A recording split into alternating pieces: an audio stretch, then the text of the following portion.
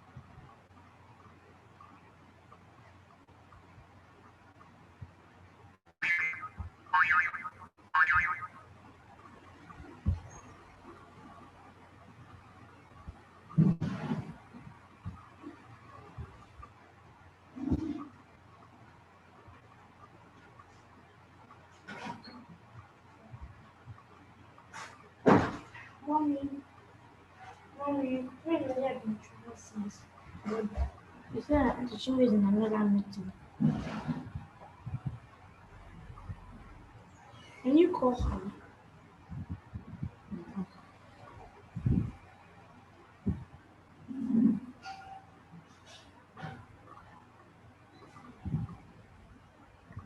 Get out from there.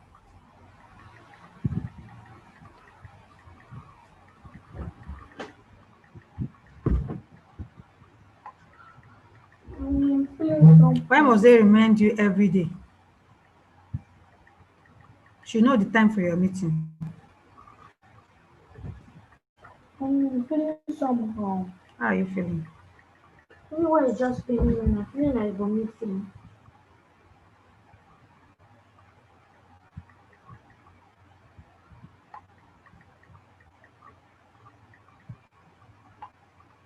So, are you hungry? Not really.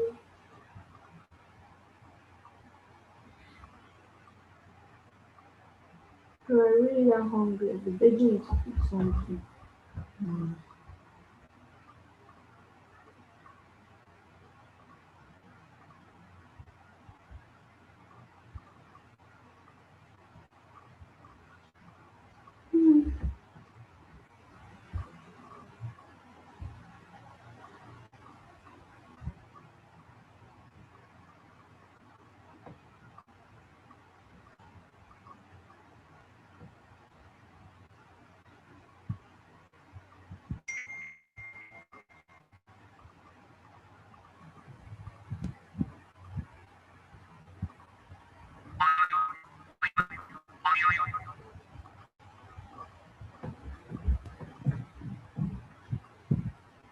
Yeah, try not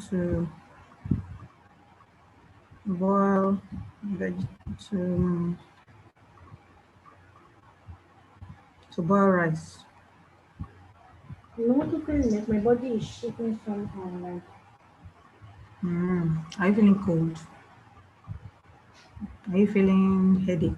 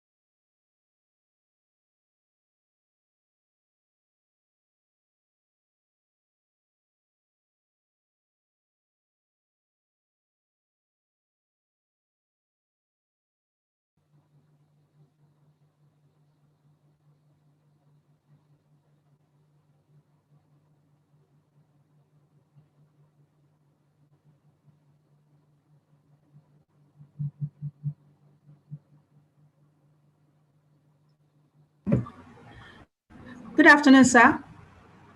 Good afternoon. Good afternoon, sir. Good afternoon. Just to make sure that your sound is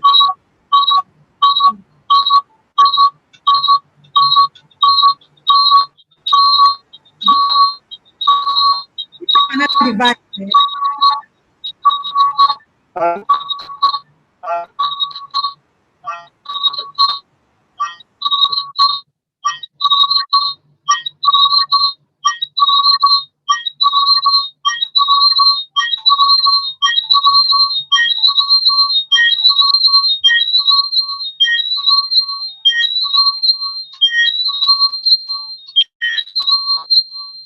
no, morning. Okay.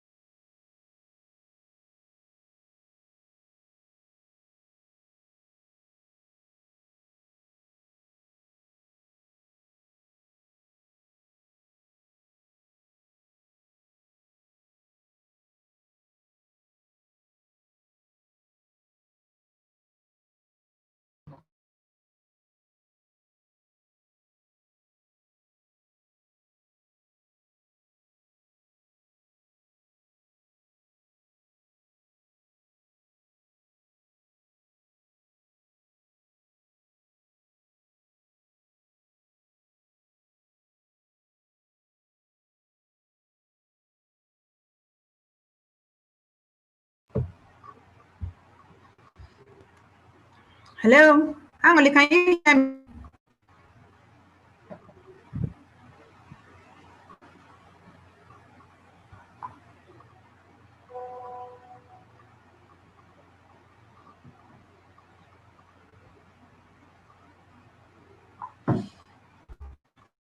Angoli, can you hear me?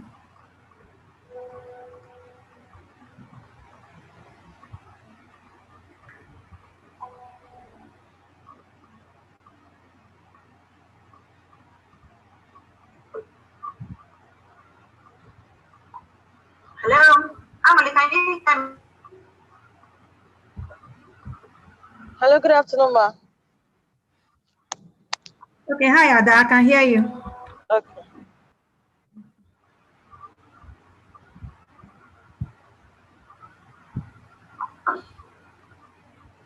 Angoli, can you hear me?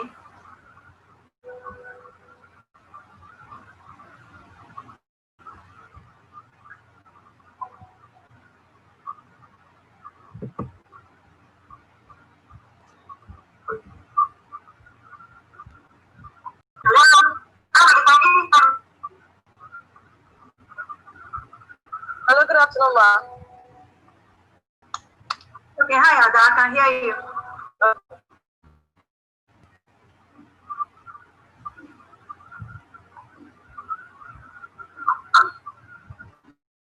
Angoli, can you hear me?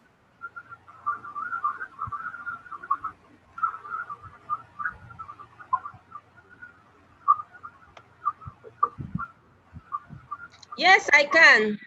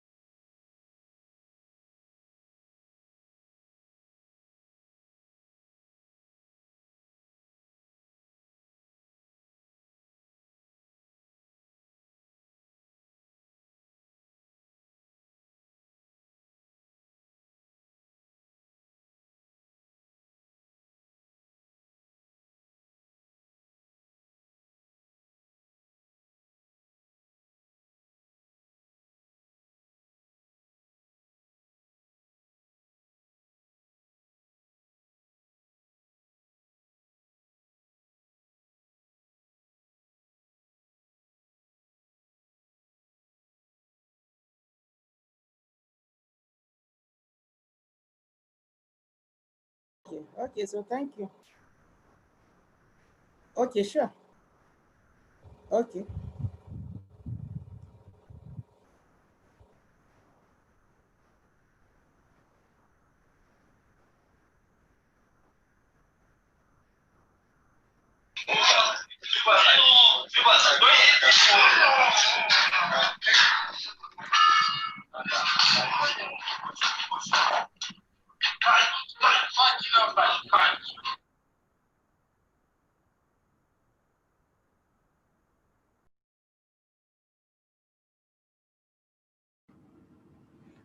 Good afternoon. Good afternoon, Professor Baya, Professor Rufai, Mr. Okoro. I can welcome to you all. Lovely to see you. Thank you. We shall start promptly in the next 2-3 minutes.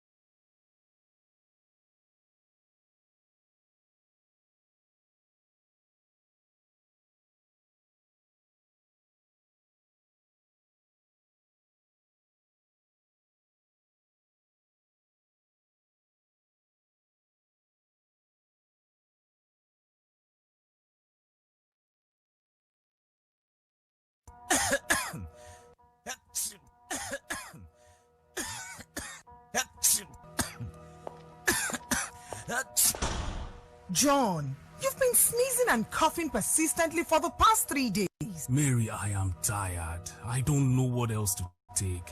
I have taken all the cough syrups I can lay my hands on and they are not just working. Haven't you heard of Neophylline cough syrup? Neophylline? Yes. Neophylline cough syrup provides fast relief for cough, cold and catarrh, and it's good for babies, children, and adults. Neophylline cough syrup, a product of Mopsum Pharmaceutical Limited, and is available in pharmacies nationwide. If symptoms persist after 3 days, please consult your doctor. Neophylline cough syrup, a quality product.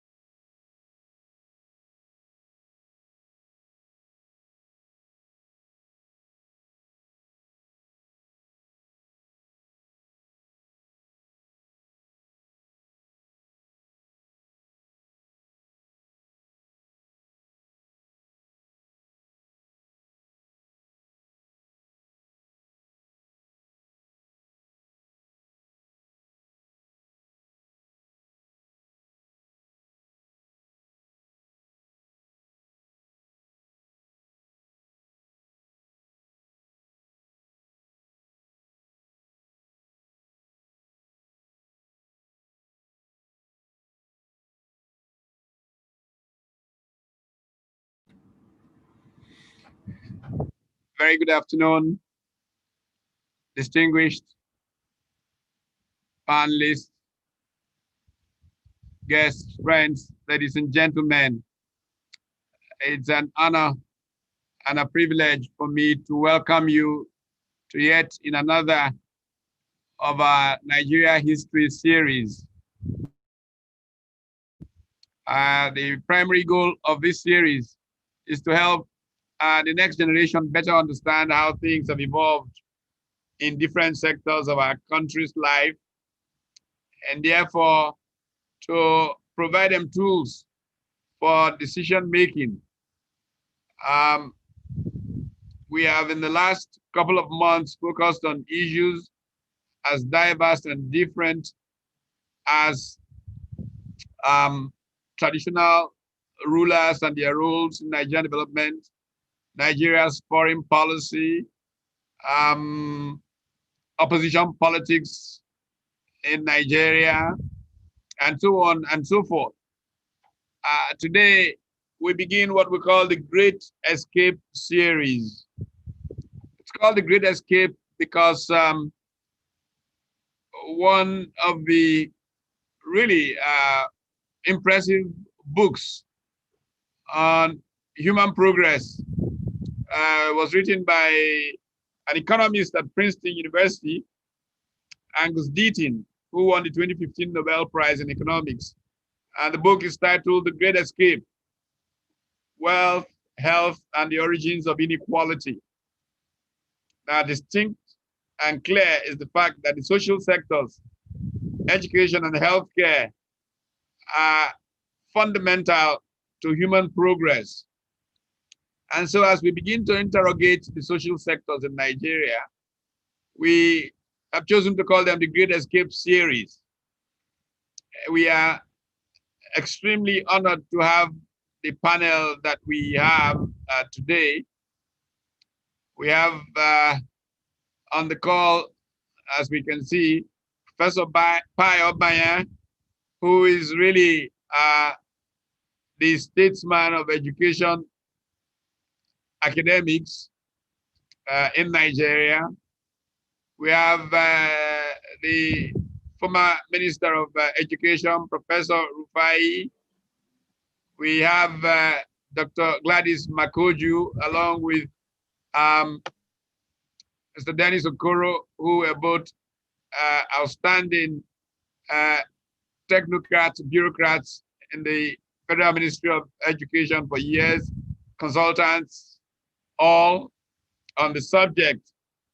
Alhaji Ahmed Jordan and I just spoke a few minutes ago about an hour ago. He had to leave Yola hurriedly by road to an emergency meeting on a kind of national assignment. But as soon as he's in a position to take a quick call, he can call in and carry on. But he wanted specific messages we had shared on the subject to be put forward by me as we keep trying to engage while he travels. Let me begin this conversation around education, and I'm going to speak first and ask Professor Payo Banya to speak when I ask the question. But I'd like to begin with an intro. Sometimes my intros are deliberately long, but they're designed to set the stage. Education was such a prized thing in Nigeria in colonial times, and people talked in the gilded language of those times about the golden fleece and the pursuit of the golden fleece. Whole delegations from communities saw of people to pop up ports to board ship going to Europe, with people going off to study as the object of the celebration. The late K.O. Mbadiwe never stopped talking about the 8 Argonauts, those who set sail, literally smuggled themselves on ship to go off to America to go to school. I have had myself many occasions to comment on matters related to the pursuit of this noble treasure as Nigerians saw it back in those days. And as they began to return, they were welcomed with singers, dancers, again at the same ports or at airports. I actually, as a young child in Kano, I went with my family to see off a cousin of mine who was flying out of Kano to the UK with her husband to go to school in, I believe it was 1959 or so. And so that great celebration of the pursuit of education was something Nigerians were almost obsessed with, and it entered the policy arena in several ways. One of the great policy issues of the 50s as self-government came to Nigeria was the question of free education. The government of Western Nigeria having tried to introduce universal basic primary education, as it were, free, attracted competition. Dr. Nnamdi Azikiwe, returning to Enugu to become prime minister, sought to compete against the policies of Western region on those lines. And one of my favorite stories, of course, is that when the policies for free education in Eastern region tried to go through, the technocrats thought they didn't have enough money to execute it. It tripped off a crisis between the permanent secretary in the Eastern Nigeria Ministry of Education, Chief Jerome Udoji, and the premier of the region, Dr. Nnamdi Azikiwe. And this crisis came because Chief Udoji's team suggested that since Eastern Nigeria didn't make as much money and could not afford free education, that it should introduce fees for primary 1 and primary 5.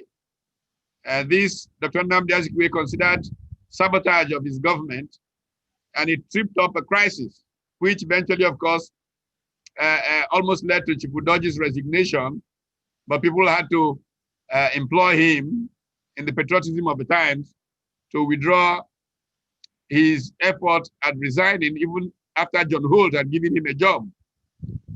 But that history, when we look at all of that struggle, which led Eastern region to creating a whole new philosophy of how to catch up or drive education. This philosophy, generally known as Ibuan Yidanda, brought together the missionaries, the communities, and the government in a dramatic effort to improve our education access. It is that background that I take to the challenges of now, to therefore pose the question to Professor Payo Banya as we start. What happened to education? Why is it perceived as having gone up and come down, if that can be considered the truth of what has happened in Nigeria? Where did we start from and where are we today? Global omnibus kind of question to open with, but we thank you for taking on that. Professor Obanya. I hope you can hear me. I can hear you, yes. Okay. First of all, let's say that education is not synonymous with schooling, and that wherever human beings have gathered together, there has been this systematic, I repeat, practice of transferring culture to the next generation. In other words, preparing the next generation for leadership. It has always been there. And that when we say education, there are four roots converging. One is incidental education. As we are here trying to connect, we've learned something. The other is the informal education. As you go through life, experience teaches you a few things. And then you have the non-formal one, like when you formalize the informal. You are doing this outside the school system. Formal school system, it has no syllabus, no curriculum, no examination, which is what many of our apprentices are doing. And you have the formal one that comes through the school system. But strictly speaking, in practice, all the four come together. So education, what I'm trying to say is that education did not really start from the colonial experience. It has always been there. And the colonial experience did prepare an elite class to help with the colonial administration. At independence, like in other African country, we felt in Nigeria, we needed something that would be, closely related to our developmental expectations, aspirations. And that was how the idea of first expansion of access started. And this idea of free education, at least at the basic level. Other things have happened since then. And one great thing that happened at independence or soon after independence was the great National Curriculum Conference, I think of 1977. That was where Nigerians sat together for the first time to define the future, sort of 1969, the future of education. And from then on, so many other things happened. We had this expansion, improved access in most parts of the country. We had expansion in terms of secondary education, because by that 1960, you could count on your fingertips the number of secondary schools in Nigeria. Today, you can no longer count. Even higher education in terms of universities, starting with the explosion that started with the University of Nigeria, Nsukka, and the other regional universities, and everything else. So the summary is that, one, we've always treasured education. Second, we tried to transform Western education to our needs by that getting together of 1969. And we did achieve expansion in terms of numbers. We did achieve getting the country together to have a format for developing education. We did go ahead even to develop our own Nigeria-related curricula, especially in subjects like history, in subjects like different languages. We did align with international developments in that we went, we brought in integrated social science, integrated science, and the rest of it. And we trained manpower in the early days. Now, in those early days, education was prized. If you were a teacher, you were respected. If you passed any London, Cambridge examination, you were represented. You were, respected. And if you had accolades from education, you were a role model to the younger ones. But somewhere, Nigeria derailed. Petroleum came in, and some people began to make what they call money. I don't call it money, I call it cash, because there's a difference between the two. And a show of what you are. So the generation that came before that time no longer prized education. And so you refer to a teacher as an ordinary teacher, meaning a poor man. And you look down on anybody who was hardworking, anybody who respected quality, anybody who was struggling for excellence. You are saying, how much have you made? How many houses have you built? And so on. That is on the part of society. But on the part of government, there was an issue, serious one we did not address. When we were going for quality, for quantity, how many, we did not go for quality. So the result has been that instead of establishing schools and institutions, we are merely citing them. I can go on and illustrate. Yes. The other part of it, the other part of it. Thank you very much for that. I like to, in dealing with this issue, cite a few anecdotal references to how this change began to take place. Professor Steve Okecha has written a book about the university system in Nigeria, the ivory tower, no ivory, and so on and so forth. In that book, Professor Okecha gives, I guess, was an anecdotal example of a rumor sometime around 1961 or so in Onitsha market, in which it was rumored that Professor Kenneth Onwukadike was sighted somewhere in the market. And the excitement so seized the market that people began to shut their stalls to rush to see with their two eyes this Professor Onwukadike. And he kind of jokes or laments that if maybe 1,000 Professor Onwukadikes were to patrol through the market today, nobody will even pay attention to them. And the big question about that is it because emphasis moved to quantity instead of quality, or is it because somehow the value of the academic was made to be diminished by other things? Again, in the 60s, one of the great television series in terms of how ordinary people engage culture and reality was The Village Headmaster. There, the great pride of being a village headmaster was put to a popular culture. But today,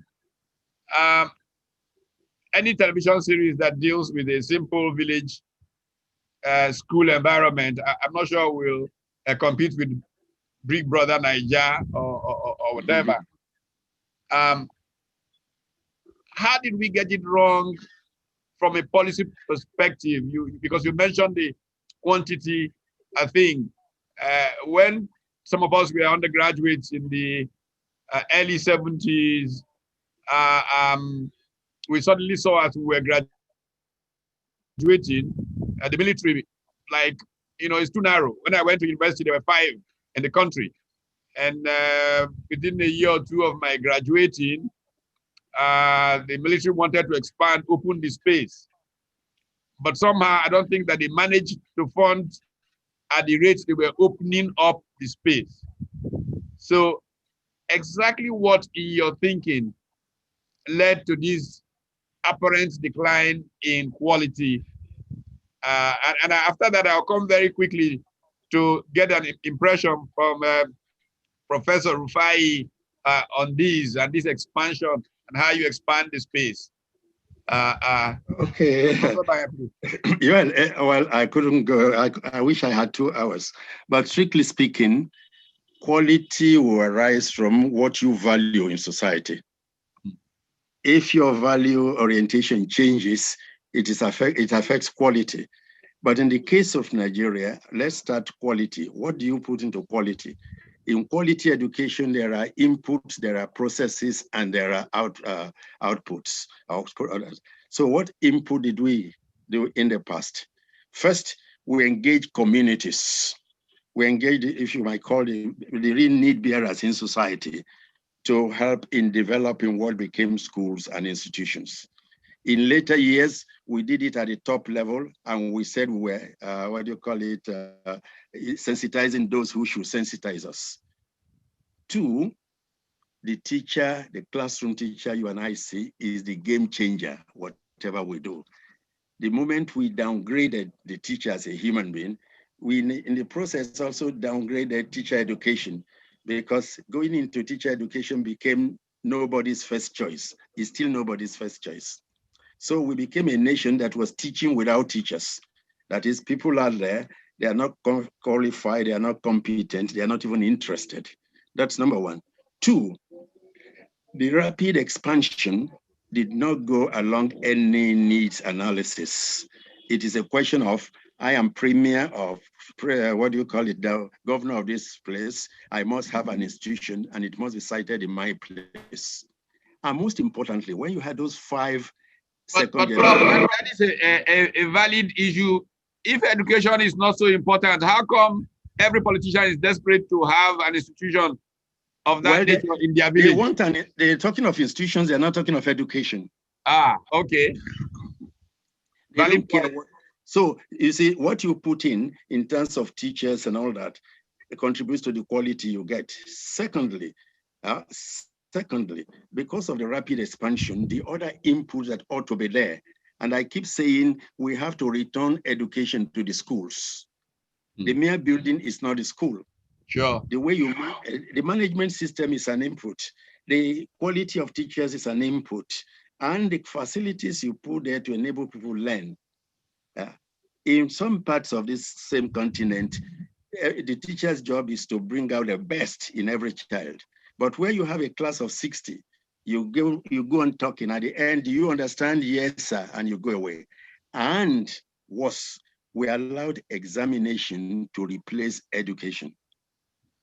This is the only country where there's an examination to enter secondary school, entrance exam, there's terminal exam, there's a yearly examination, and towards the end, the only country that has WAEC and NECO and JAMB and post-JAMB and all the rest of it. So people are busy memorizing for examinations, and these examinations are not related to what happens in life.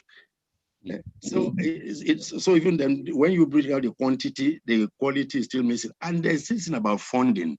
When people talk here, they say more funds, more funds, more funds. It is not a problem of more funds. It's a problem of better funds. Because as the former ministers will tell you, what you propose as budget is one thing. What is approved is another thing. What is released is another thing. What is released for the purpose for which it was voted is another thing. And so the result you get, there's a lot of budgetary gymnastics in spite of the billions we talk about. We are not funding those things that matter. If you fund the things that matter, that will bring about change, you are investing in education. If you merely create more bureaucracy, like we're the only country with parastatals, and I stand to be in education, I stand to be corrected. You type parastatal on your computer, it doesn't exist.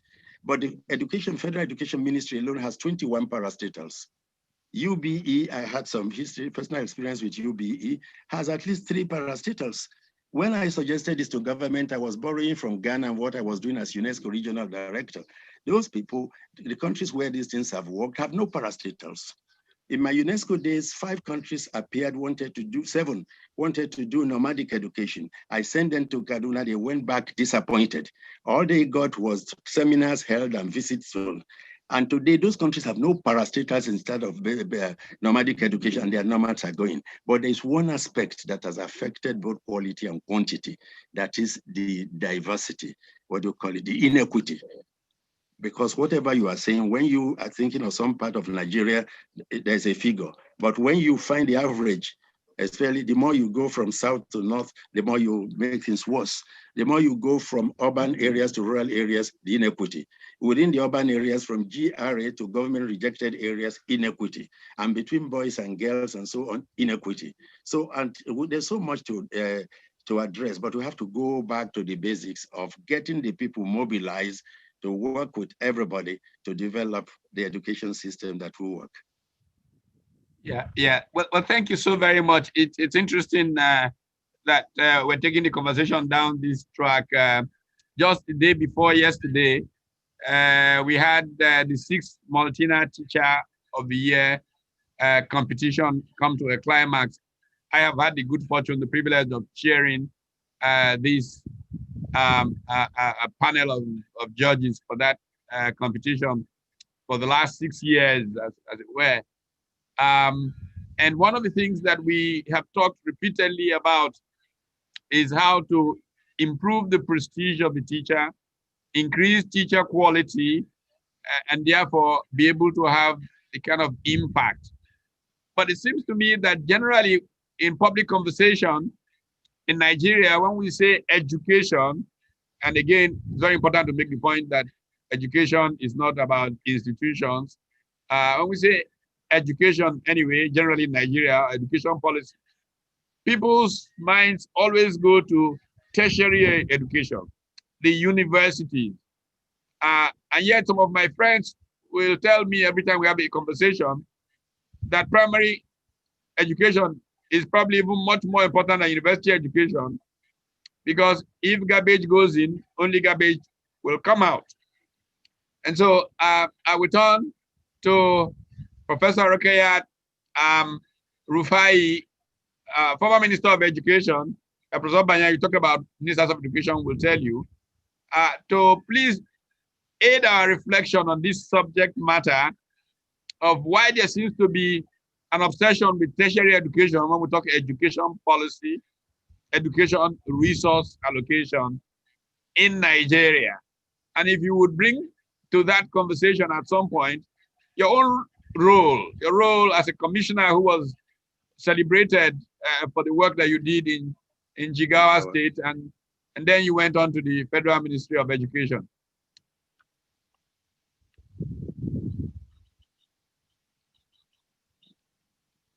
Unmute. Yeah, yes. Have you unmuted? Yes. I did. Thank you very much, Prof. In line with your question, yes, whenever we are talking or people are talking about education, they simply turn to the universities, especially here in Nigeria. Why? Because of so many reasons. But as a way of background, as you rightly mentioned, foundation of education is laid at the basic level. And even at that basic level, the most critical part of the basic is the primary education.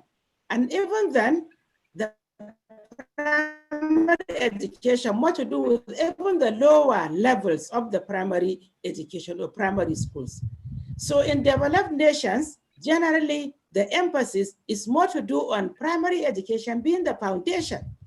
And for those developed countries, they also even give more emphasis to the first grade teachers. The most experienced teachers are those that are teaching at the first grade. Parents are eager to see who is teaching, who is going to want to teach their child at that level, because that is where the foundation is being laid. And in terms of the experience of teachers, then they are being spread out to the grade 2, grade 3, and so on.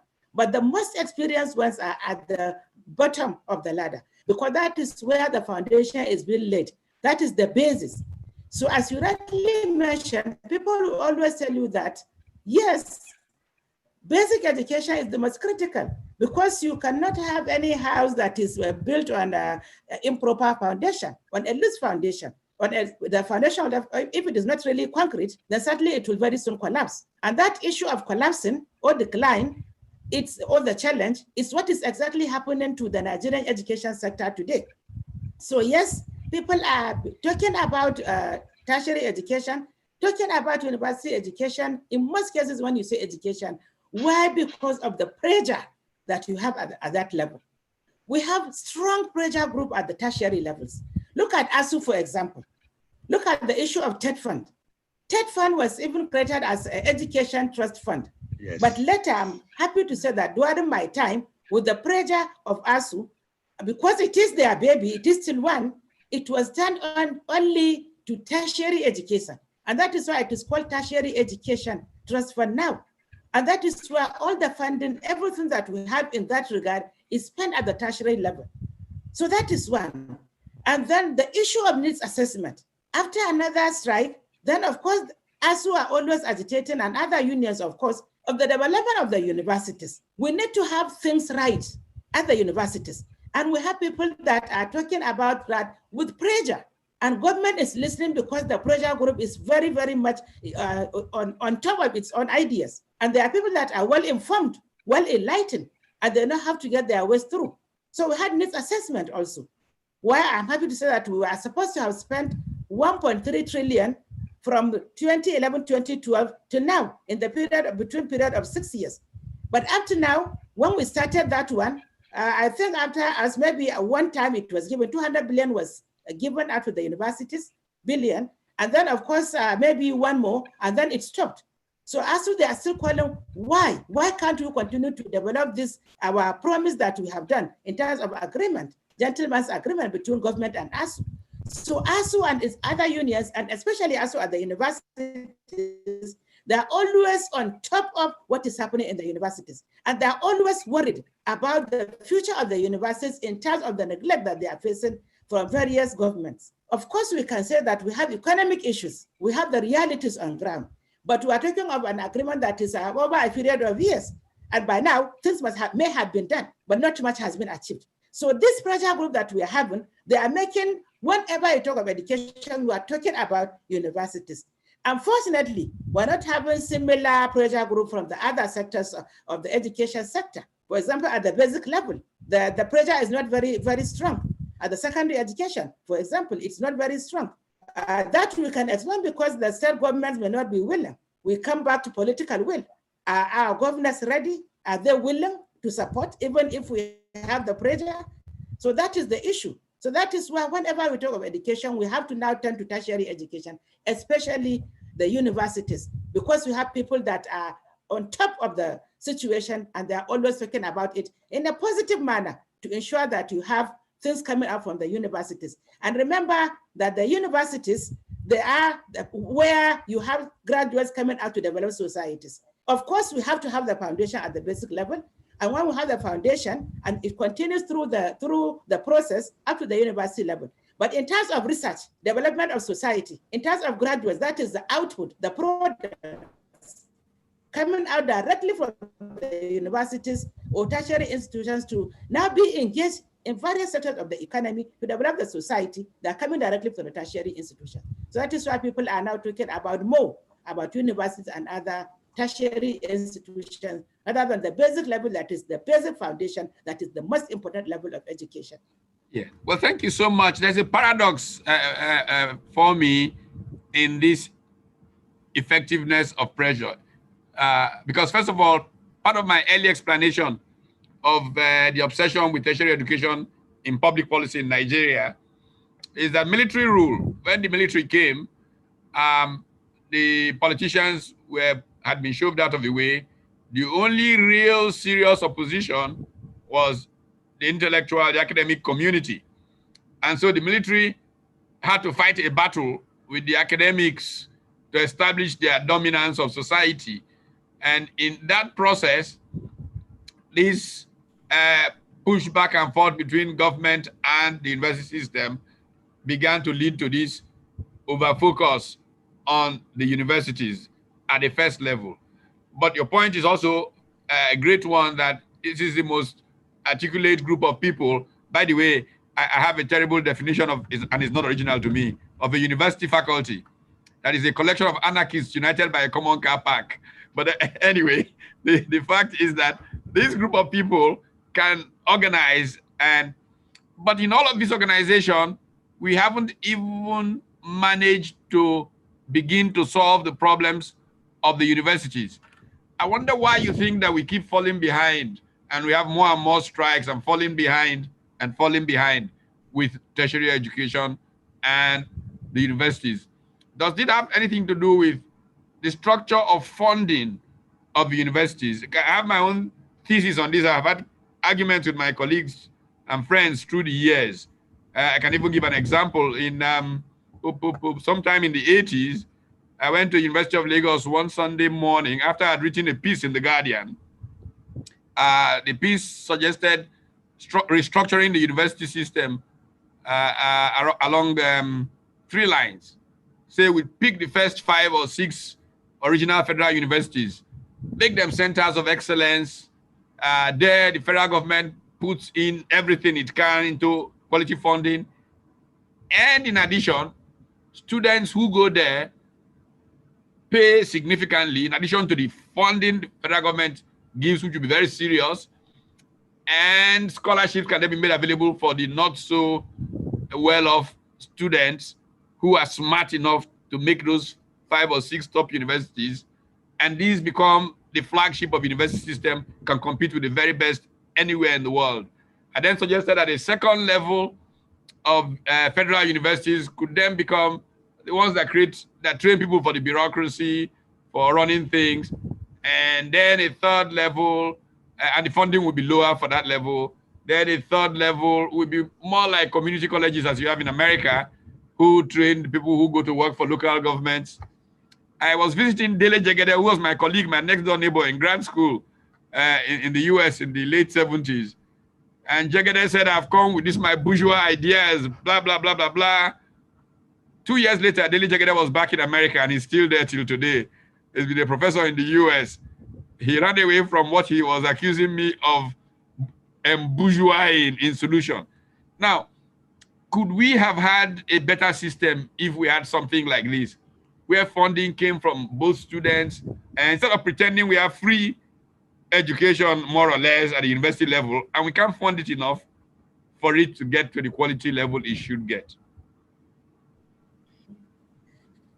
Well, unfortunately, I'm not an advocate for having fewer universities, to fund them, to make them centers of excellence at the expense of all the other universities. I still stand by the policy that we had with the system when I was opportune to be former federal, in terms of ensuring that we have universities in all the states of the federation, which I'm happy to say that we did by establishing those 12 new federal universities. So I'm an advocate of ensuring that we fund all these universities. We fund these universities to ensure that we have access to education. Remember the key issues that I have been mentioning, we had 6 critical areas during my time, but then the major ones that we had worked on were the issue of access and the issue of quality. I still believe that Nigerian children deserve the best, even though I know that the issue of funding could be a very serious challenge, like you are saying. And unfortunately, we are not also charging tuition. Since we are not charging tuition, then it means the bulk of money coming to fund the universities are basically coming from the government. And that is where these issues in terms of funding, in terms of inadequate funding, that's where the problem lies. But then if we look critically at the situation, the issue of expanding access can never be a problem in terms of addressing the number of youth that we have on ground in Nigeria. We are living on a time bomb. We have youth that have graduated from the various secondary schools. They passed their WAEC examination or NECO, they made their JAM and so on. And they could not have any, access to tertiary or university education. In most cases, we are ending up with a third of those that have applied. Let's assume that not all of them may pass, but maybe half of them may pass. So what is happening to that 2/3 every year in, year out, those 2/3 that do not have this opportunity to be in the universities or in the tertiary institutions? So we are in between 2 stools. We want standard, we want to maintain quality, we want to ensure that we give the best to our universities, but at the same time, we have to look at our own scenario. We have to look at our own youth. The expansion of population that we have in Nigeria is really unprecedented. And all these ills, social ills that we are having are to be connected with this. So we have to now ensure that government set its priorities right. Political will is number 1. If that political will is there, then certainly so many things will have been taken care of. When I was opportune to be a commissioner of education, at the same time, subsequently a minister of education, the first thing that I tried to ensure that was on ground was political will of my bosses. My boss at the state level, former Governor Sule Lamido, and my boss at the federal level as a minister, His Excellency Goodluck Jonathan, they gave me all the support. So I had to ensure that the political will wasn't there, because if it was not there, then it was no matter my own qualification, no matter my experience, no matter my team or people, no matter the civil servants, nothing will really be successful. So I was lucky that I worked at the level of the state government where the governor was ready and willing, and he gave all the support. So we did that expansion. We did all the issue of ensuring that all our schools were schools for education, as already mentioned by my senior, Professor Pai Obanya. So we had to ensure that we had schools. We had to renovate everywhere. We had to train. We had to do a lot of things before we even come to talk about other things like equity and so on. And at the higher level of education, when I was a minister, I was also happy and lucky to have also met President Goodluck Jonathan, who also gave me all the support in terms of the policies that we had at that time. Even though some funding issues could come in, but then we had ways of expansion, of ensuring that we did what we did in terms of access, in terms of quality at that time, in terms of teacher training, because all the indices of quality had to be there. We had to look at the schools, we had to look at the infrastructure, we had to look at the issue of teachers, we had to look at our laboratories, our theaters, and everything. So we really had to ensure that everything was in place to achieve that success. So when we did that, and what I'm still advocating now is that we can maintain our universities without saying that we just, if we pick 5 and we make the others substandard, then everybody will not be rushing to only those 5 universities. So I only want to call the others glorified secondary schools. So it's better that we take them and we fund them with all the responsibility that is on us. The political will, our governors must also be ready and willing. And that federal government, at that level of federal government, we really have to be very sincere in our dealings with our universities and other sectors of the education sector.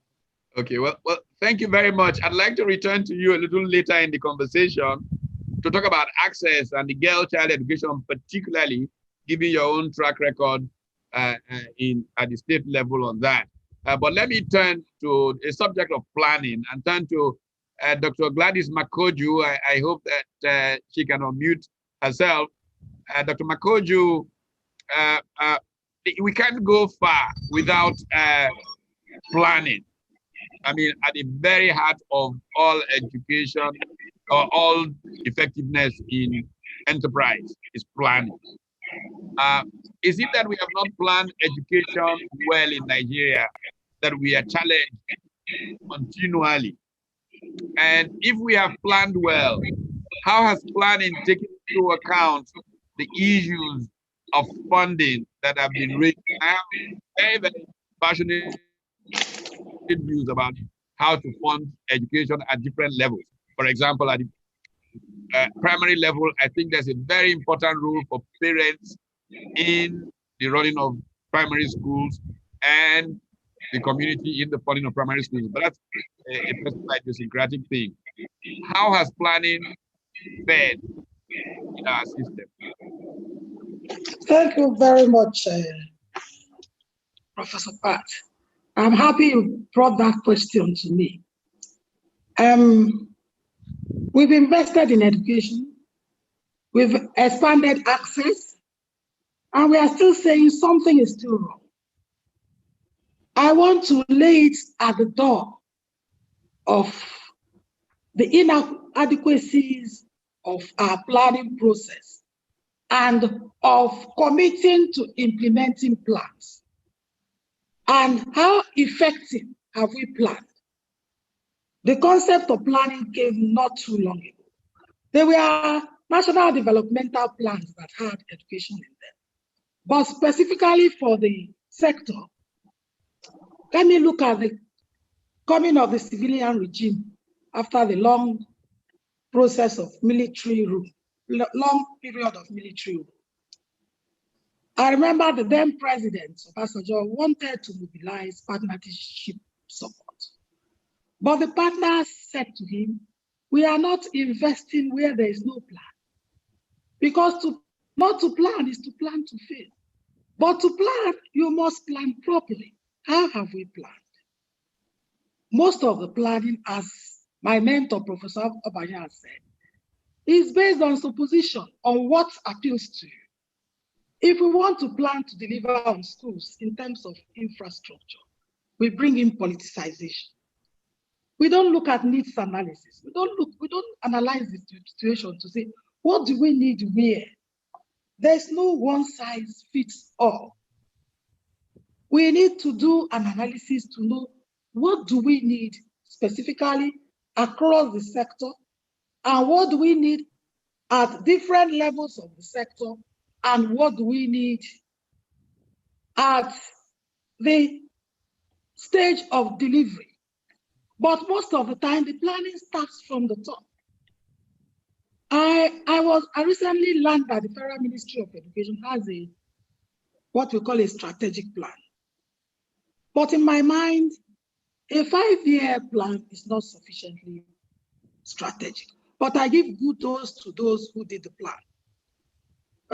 My mentor, Professor Baya, when we are planning, says, if you really want to plan, like UNESCO has also said, you have to look at the long-term perspective. And you have to take certain conditions into effect. There are some key issues that will come into planning. Planning does not start from the top. At the stage of situation analysis, you start from the grassroots. So in effect, if we want to have an education sector plan that is well informed, I feel we should look at needs at schools level, move to the local government level, then to the states.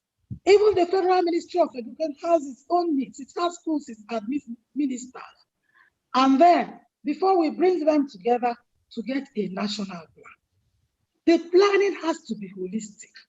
And it doesn't have to be done only with officials who are advantaged to be administrators or managers of education. The planning has to have all the stakeholders in education, take them into cognizance. So the new orientation in planning is beginning to take effect.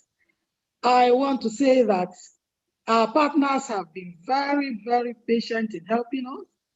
Nigeria has taken the lead in planning.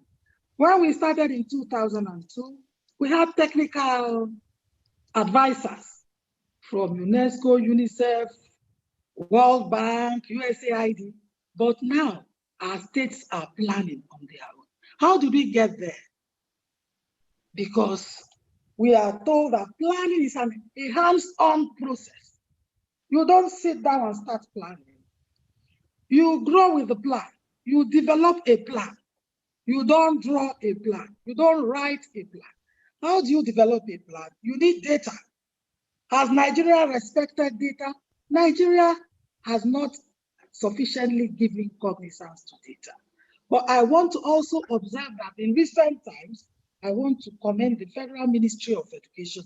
They have really tried in terms of generating data for planning.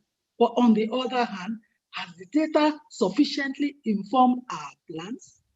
Are we pressurizing the data people to release data?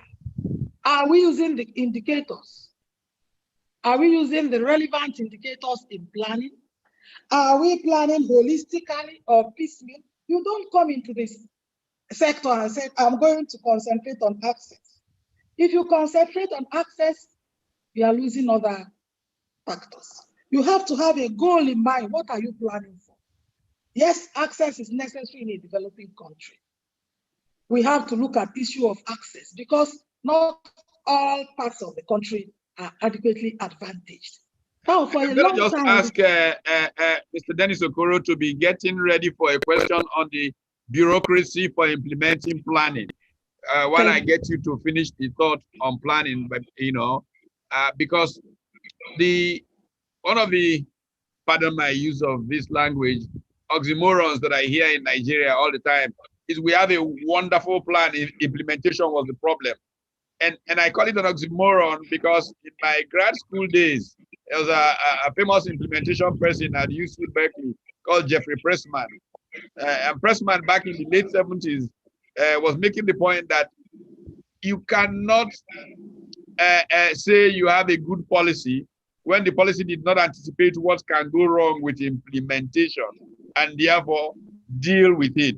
So to say you have a good plan and poor implementation is really a nonsensical statement. However, we need a bureaucracy that should ensure, as you have said, that is hands-on, and that's what I'll come to Mr. Kuro with in a second. But finish this thought on planning. What has been debated? Nigeria had national development plans. Education was a critical of those national development plans. Part of what Alhaji Ahmed Joda wanted to speak to in this conversation is that role. I mean, he talked very much about the planning of the UPE program, which partly came out of his experience arriving at the Ministry of Education, as he tells me the story, that he was a little intimidated on arriving in the Ministry of Education. He had two files on his table, which he signed off what was in those files. And those files basically led to a lot of trouble in the North that said, look, why are people not getting all these scholarships and all of that? And he said there is a problem with the number of people who took the exam or who were qualified to get the scholarship. And so the whole idea of the UPE was to expand access. A huge effort was put into planning that. So, Dr. Makoju, yes, went wrong with the implementation of the UPE plan, for example? Thank you very much. Nigeria tried to improve on the implementation. As the Honorable Minister former said, we have to have commitment.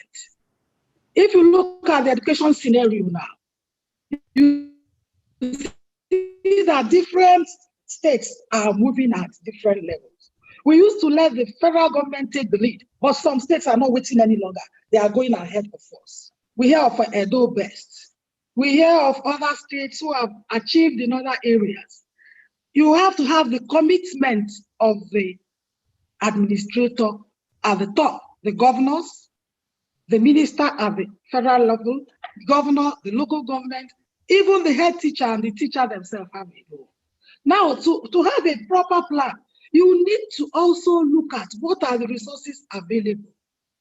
There are so many needs. So you don't just allocate resources because you have it. You have to prioritize your needs. If there is no prioritization, you may allocate resources to things that can wait and not the critical areas. And then again, monitoring and evaluation. They are very important. The UB is pumping, government is pumping a lot of money into UB. But in the same vein, it's taking some decisions that is reducing what is actually coming into the classroom for the UB process. How many parastatals do we have?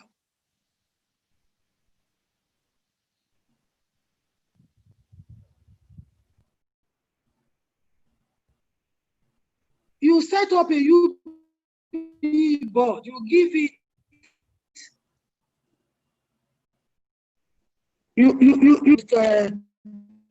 Universal Basic Education Commission.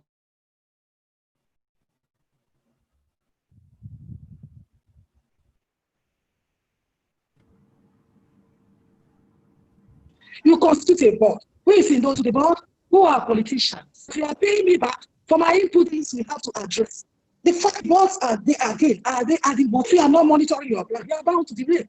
You also need to you also need to identify some key monitoring indicators, and government needs to ask for deliverables. They must demand deliverables. If I put so much into this process in 1 year, what are the deliveries? The output. What is the quality of output? Everybody knows, because up to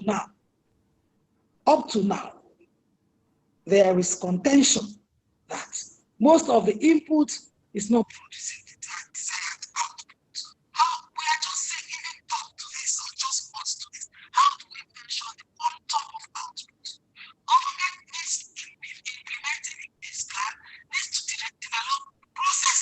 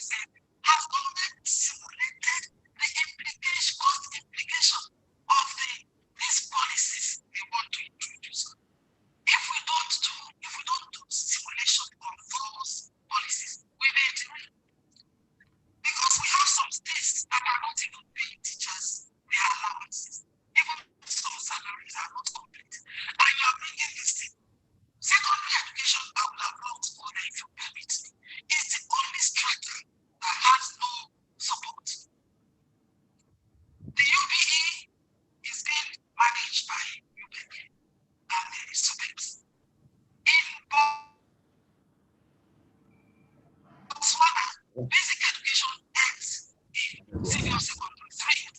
So they don't have a commission for basic education and a commission for secondary education. If Nigeria establishes secondary education commission, that is a small envelope. The small envelope we say is not sufficient. We use it to pay the cleaner, the drivers, all the officers in that commission. Today I saw that on the footnotes. I think we're having a bit of a network problem. Okay. Yeah, maybe you can switch off your video so your network will be stronger. If you switch off the video. Okay. Aha. No, I'm leaving the administration. I don't know why I'm distracted this meeting. I don't know why, but I'll switch off the video. Yes, please continue speaking.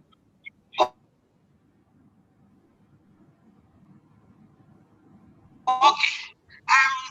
That we are aware, but well, it is a good intention.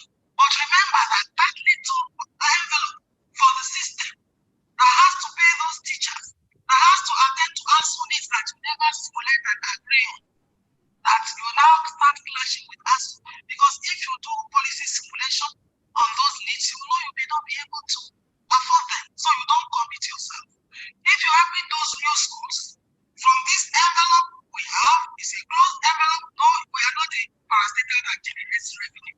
Notwithstanding some of the parastatals that are returning money that belong to parents, we may say that quality we are heading for may not be achieved because you have to staff those schools. You need resources for them. You need not only human resources, you need infrastructure. I think I should stop this far because yeah. Well, yes. Thank you very, very much. We'll continue down that track as I turn to Mr. Okoro.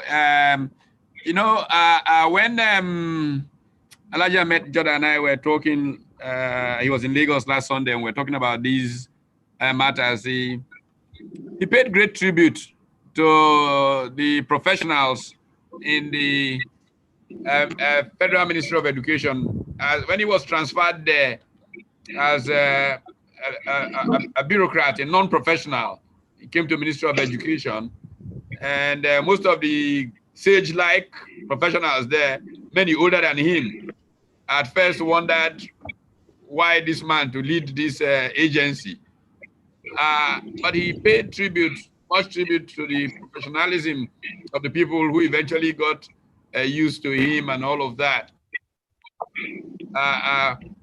In looking at the bureaucracy for implementing education policy at the federal, state, and local government, let's call it that, level, what have been the challenges of organizing, of structure to ensure effectiveness in delivering quality education with increased access to everybody at all of those levels? What are the, from your experience, what are the challenges? Professor Tommy, do you hear me? I can hear you, yeah, but maybe a little louder. I can hear you. Okay. Do you hear me now? Yes, I hear you, yeah. Okay. You know, we've been talking about what happened to education. I'm going to look at it slightly differently, historically. Okay. In the sense that two major things happened to education and all other things we'll be talking about today. The advent of the adventurism of the military government in Nigeria, military government in Nigeria, had a very big role in educational development in this country. Secondly, that's external. The others will be internal factors. Look at the kind of thing that happened during the military rule. They came in, they saw education as a means of gaining legitimacy. Yeah.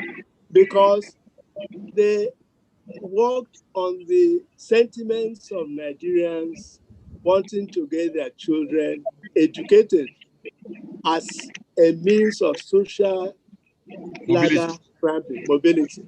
Yes. So the first thing they did, it happens that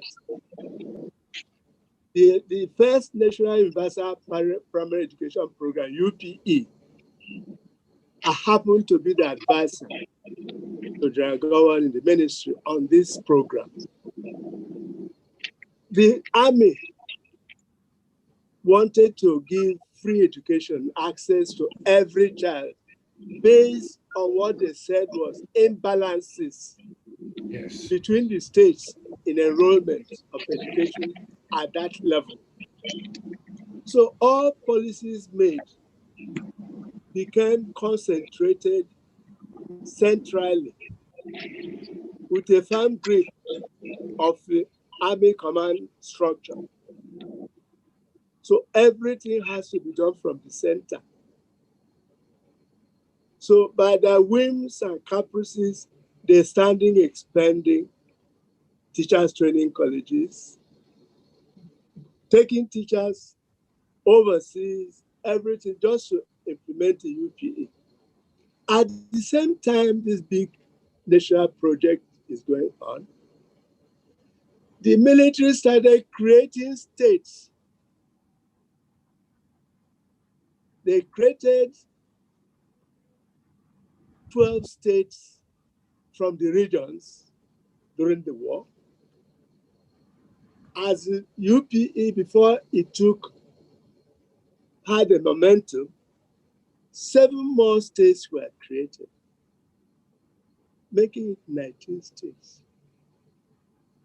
At the same time, education is expanding at all levels. They took over former regional universities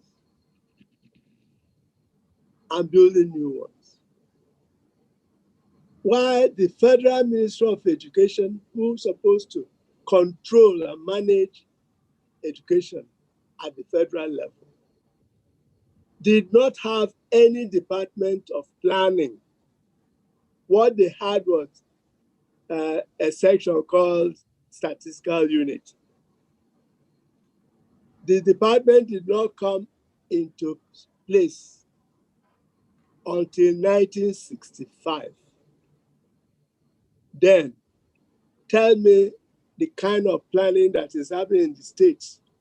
The new states being created, new local governments being created, and all, whatever is happening, they are concentrated at the center.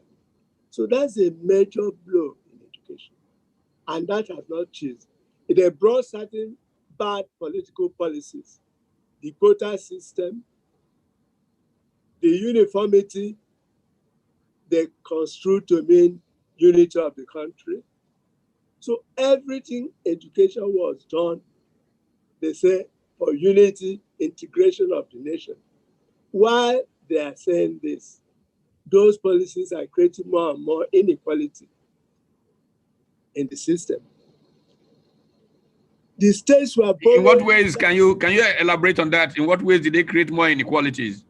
Why it created inequalities? How can you, prior to Abe coming, children got their places in various secondary schools, whether it's voluntary agency, mission schools, public schools, or government schools, or the famous elderly colonial colleges like King's College, by merit. So they wanted, because of said imbalances in enrollment in all institutions. And Gowon believed that if children are reared together in the same environment, coming from every part of Nigeria, they are more likely to create an esprit de corps of all boys, in particular school, or all girls. You cannot thwart that philosophy. It's just like the American philosophy of what you call it, trying to give some advantage to disadvantaged individuals in the community so that they belong. The first set of quota system were brought into King's College. Majority of them came from Capital Secondary School in Kaduna. They may not have scored as high as those from the South, but they scored enough to show their potentialities that put on the right environment, they'll flower. But what is happening today? A child from a part of Nigeria will have 2%. If allocated to King's College. So this came from the fact that they misinterpreted the difference between going to school and being educated. They understood the difference between representing a child in a school into representing a state, forgetting that every child has its own potentialities different from any other child. And the kind of industrial-based school system we have is, what do you call it? It's like all children are brought together, a conveyor belt in industry, with the assumption that the children came empty, and we have to pour knowledge into them, digested knowledge, information that sometimes have of no interest to the child and has no relevance to the life of the child outside the school. They can't understand, they memorize rote memory.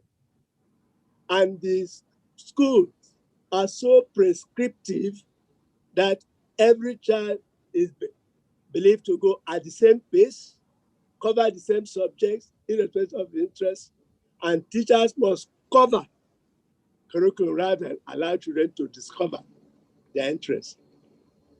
Tell me the advantage of a child who started at a poorer level of performance with those who are above average. The teacher is talk chalk. Children are passive, they don't ask questions. The teacher keeps a pace, and the pace is supposed to carry every child along. What does he do? He places emphasis on those average or above average students. The child that is a bit slow will be left behind.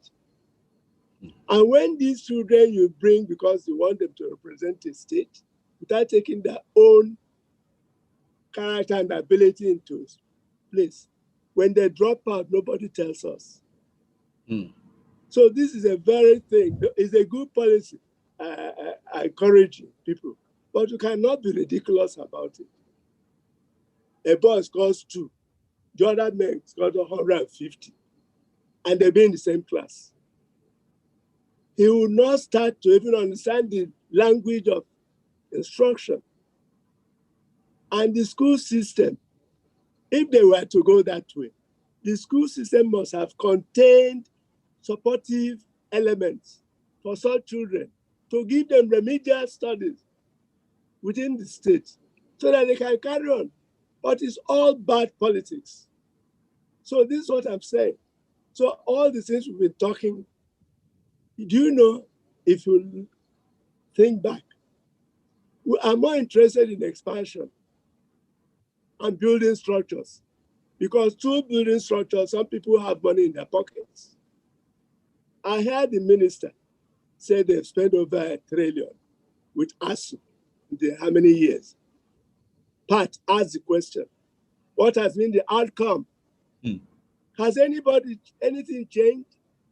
I use the word of my sage, Bayo. We have been spending a lot of money in education, but we are not investing in real education. The next point I want to make about planning, who, of all the things we've discussed today, who has discussed the child, the learner? We increase schools, we've done this. Where is the place of the learner there? That is why I say there's a misinterpretation of the relationship between a school and education. the learner is a central picture. Until we start looking at the learners, it doesn't matter the amount of billions we spend on education, we're not going to get anywhere. You want to interject? Thank you so very much. Well, you took those words out of my mind because I was going to turn to the learner in the next question. I was going to ask, going to Professor Pai Obanya, because I was going to turn to Paulo Freire and the pedagogy of the oppressed, and the fact that I started when you used the idea of the piggy bank. We see the learners as essentially a piggy bank where we just deposit enough to make them do certain things, maintenance function, and we don't enable them create the future and choose what knowledge should get them to the future that they want to see. And the question that I was going to turn to in really engaging that subject matter was, even at the global level of conceptualizing learning, and Professor Banya, I've read several of your books on all the global efforts, education for all in the year 2000, this for all the great targets. Those global milestones, projections in the MDGs, how much do those incorporate thought about the learner, in the sense that Paulo Freire projects the learner as one who basically chooses the learning they want to get to where they are going? Okay, let me, before I go on, just comment briefly on certain things. Okay. One, on basic education, higher education. You quote this from me. Higher education cannot be as high as it should be if basic education is not as basic as it should be. So there is a primacy of basic education, that's laying a solid foundation. The problem is we have misinterpreted basic education. I was responsible, I can boast and throw my chest, of introducing UBE. I came from outside, they were discussing UPE, I turned the narrative to UBE. That was why when I retired from UNESCO, I was asked to establish it. But the definition had nothing to do with 6334. It is bringing every one of us to a level where we have learned how to learn. Because you can have a PhD and still have not learned how to learn. And in life, you learn how to learn. So I'll go on to your question. The child, if you like, the learner is always central. Where in countries where you do the right thing, if students fail, is the child, is this teacher that has failed. In our culture, if students fail, it's because they are useless. But I must say that even in our policies, national policy on education and so on, this is provided for. But the problem we've had all the time is that we stress the bones, the bare bones, and not the blood and the flesh. So when we say 6334, we forget what is in it, what should be in it. Now, one that should be in it, that you needed to have the effective teacher. We set the goal as NCE, but we wanted the NCE to produce an effective teacher. Ladies and gentlemen, there's a difference between a qualified teacher, has a certificate, a competent teacher, he can rattle off what has happened. An efficient teacher, if you watch him and you are there, he will do step by step. An effective teacher is the creative one who comes, as Oga Okoro was saying, people are here, there are different levels of motivation, different level of readiness, different level of intelligence, different level of interest. How can I take each child's peculiar conditions into account so that they come up, everybody learning? Because the purpose of education is all our children learning. And where we have failed is that we're going back to the other side, all our children failing. Because even when they have certificates, they are still useless. So we have, in the process, not worked on the effective teacher. And how do you produce an effective teacher? One, that is one who can make people learn. One, the recruitment into the teaching, teaching programs, teacher education programs must become more competitive, but they cannot be in our system where people make teacher education the last choice. I have followed in 30 years new recruits to the B.Ed program of Ibadan by asking, was it your first, second, third choice? Believe you me, each time I go in, it was either fourth or fifth choice or no choice at all. And I've had people say, he cannot go into medicine, let him go and teach Ojare. And I've had in-laws, professional in-laws said, oh, you're a nice man, you come from a nice home, you'll marry my daughter, but promise me you'll change a job, leave out of teaching and look for a job. And I've had people say, oh God, I no get job, or I just teach. As long as the society has that where a teaching teacher and teaching is somebody you do not recognize, you cannot make a headway. Two, the other way of making an effective teacher was also built into our system. That was systematic professional support for the teacher. Oga Okoro was in the inspectorate, and it became a very big, very highly professionalized place. And the philosophy was not be a policeman coming to find faults. Stay in with the teacher, work out, listen to their problems, work out together how this can happen. And our universities failed in this regard because they were conducting in-service courses that were just ad hoc, without rigorously going into conditions under which teachers teach and how you can help them to make sure that people teach under those conditions. And finally, the other place where we have done the right thing, the wrong thing for the wrong reason, is what we call continuous assessment. Even when UP started, there wasn't going to be formal examinations at that level. Instead, you were to follow the students, the children, progressively to make sure that they finally learn. And so we started continuous assessment. But what we have in practice is continuous testing. How many tests have we done? Test 1, test 2, test 3. Whereas continuous assessment means you are assessing not just the child and the learner, you are assessing the condition under which this learner is learning. You are considering everything that goes into it, so that if you find anything wrong, you remedy it immediately, including remedying the teacher and remedying the conditions under which the students is learning, remedying even environmental factors. But what we do is just testing, and the testing has not done anything. It has become continuous harassment. So what I'm saying is that why you asked earlier where we failed. One is that when we were in school, you and I, we had hop, step, and jump. Nigeria in education has had hop, step, and the refusal to jump. I know what I did in UBE is no longer happening. Professor Rukayat put me on Jonathan's presidential tax team on education. Nobody has looked at our report. The National Assembly got me once to say, what has happened to all the reports since 1960? We went in to say what should be done.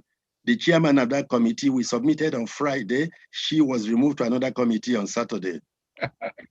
Yes, sir. And it is still happening. And Dr. Marco sort of needs analysis. And Professor Luka talked about universities. Yes, I am a subscriber to having universities in every corner. When I hear University of Ogwashiuku and Ibuzo, I jump at it because I grew up in Ibadan. I was here when the university started, and I know the change it has brought.